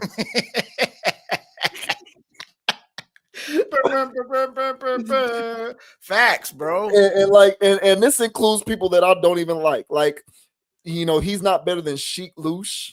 You know what I'm saying? Shit. Nah, because you compared him to Spliff Star. If you compare Jim Jones to Spliff Star, then I can say he ain't better than no. He's not better than French Montana. No, he's not. No, No, he's not. His Chic Loosh will wrap circles around Jim Jones, bro. Memphis Bleak will wrap circles around hell Jim yeah. Jones. Hey, man, people will sleep on Memphis back Yeah, then. I don't have time for this. I don't have time for this nonsense. And yeah, like I don't even have to bring up people like Jadakiss because that's disrespectful to Jadakiss. Exactly. For me to even bring up his name within Exactly. that context, that's silly. So yeah, I think Unc asked the right question. Was he smoking something? Yes. He must have been on something. Opioids or something. Yeah, because wow, bro. Hey, look, man. Hey, look, if this pisses off any Jim Jones fans out there, I don't know who you are, but expand your own discography because that's crazy. Like, I don't know, outside of people who live in Harlem, who thinks like this? This is an absurd notion to me. I don't even know who would even think like that. That's crazy. But yeah, Jewels, Freaky Zeke, Cam, it's just like, you can go even like to the state property people, all of them will run circles around like Oskino and Sparks. What's that boy name? Kristen Mead, Freeway, Beanie Siegel. They're all wrapping circles, quote unquote, around this dude, man, Jim Jones. I never took him seriously, bro. Even like in the 2010s, because I told you, bro, he would pop in on people's stuff that I listened to. And it's like, why I got Jim Jones on there? And he'll sit in there and just say whatever stuff. And I'm like, bro, what is this? And even when him trying to rap serious, you cannot take him seriously. And so just like I take him as serious as that rant that he just had with Shannon Sharp. It's like, I can't, you're a caricature of a person, bro. Yeah. So yeah, man, he would have, had he remained humble and just play his role and just say that, hey man, I just appreciated being in the same sentence with the man and just leave it at that. Then everybody, even though everybody know that ain't true, people would have respected that level of humility. But for him to be like, I had more impact, bro, please go sit down somewhere, man. Oh man. Oh, J.R. Ryder. JR, bro, some of them writers blocks, bro. All right. I don't still listen to it, but I could pull it up right now, man. JR had a hell of a run, bro. The point is the list of people who are better than Jim Jones is endless. Yeah, man. Hey, man, and that's mentioned, and I'm going out of my way to try to think of marginal people and not the dead giveaways, the obvious ones. Yeah, I think this guy needs to go take a seat. He needs to go sit down. He needs to go sit down with B Simone and seriously, bro. Yeah, collab on something. Yeah, do some soul searching on some of these outlandish takes of yours, bro. Because I have no idea what you on right now. Jesus. But yeah, people, that's gonna do it for another edition of the Conscious Post stream on YouTube. Thanks to everybody who tuned in for this episode. And thanks to everybody in advance who will be tuning in for the individual video uploads. Major shouts out to all of our followers and major shouts out in advance to everybody who is so inclined to click on that subscribe button and leave those comments. Hit the like button. Let us know what you think about the commentary in any of our content. Of course, again, I want to reiterate that we are available on Apple Podcasts, Amazon Music, and Spotify for anyone who wants to subscribe to us for the audio fix. And we are also uploading all of the content to the TikTok channel as well. So if you happen to be more active over on TikTok, check us out at ConApproach, ConApproach. Otherwise, check me out. My name is JV Wins. I am on Instagram at JV Wins, JVWINS, as well as on Instagram at ConApproach, ConApproach. Until next time, ladies and gentlemen, don't be a group thinker. Think for yourself. Have a mind of your own. And don't let any of these crazy people out there convince you that Jim Jones is better than Nas. That's crazy, bro. Yeah, that's what I was thinking of, bro. Petey Crack, too, man. Petey Crack's better than him. Oh, my goodness. Hey, man. Hey, man. Hey, Petey Crack, man. He had to change his name to Petey. He was being so lit. He changed his name to Petey, man. There, Petey Crack. Man, hey, bro, this just gave me a reminder. We were naming some names, bro. So I gotta go do some listening to some of that old stuff, man. Just for some nostalgia reasons, man. That's some good names to listen. But hey y'all, man, the name is Dogon SS. And you can find me on Instagram at Dogon_SS, on YouTube, DraftKings, MySpace, Facebook, Meta, hell, man, TikTok. Hey, man, if there's a social media platform, Dogon_SS is out there, man. Make sure you guys like, subscribe, follow, and all that good stuff down there. All right. And as I say in every pod, guys, we greatly appreciate y'all for liking, subscribing, consciously leaving comments. All right. We left a lot of good stuff on the table tonight. So please, man, we'd love to hear y'all's feedback on some of this stuff, especially some tier talk with Jim Jones, man. Do y'all really got Jim Jones and any of y'all hip hop lists? I would love to hear that, please. And Jim Jones people, step forward, man. I ain't trying to shame you or clown you, man. Please give me why Jim Jones is really up there like that. All right. And as I say every time, guys, don't be too high, don't be too low. Keep it calm, keep it chill, keep it player, and don't let anybody get you off your pivot. So until the next time, peoples, I got more rings than Robert Ory, and we'll see y'all in the next episode. Yeah. Emil. Hey man, Emil now, come on. She had bars, bro. She did. I'd rather listen to Emil's album than Jim Jones's albums. I'm not, and that's not a joke. I didn't bring that up to be funny. I'm saying she is better than him. I got a couple of her songs on my playlist, bro. So yeah, man. Shouts out to Emil, bro. Hey, look, the list is endless. Houston, Cadillac Ty. Oh yeah, bro. Chingy. Yeah. Nah, hold up now. Now hold up.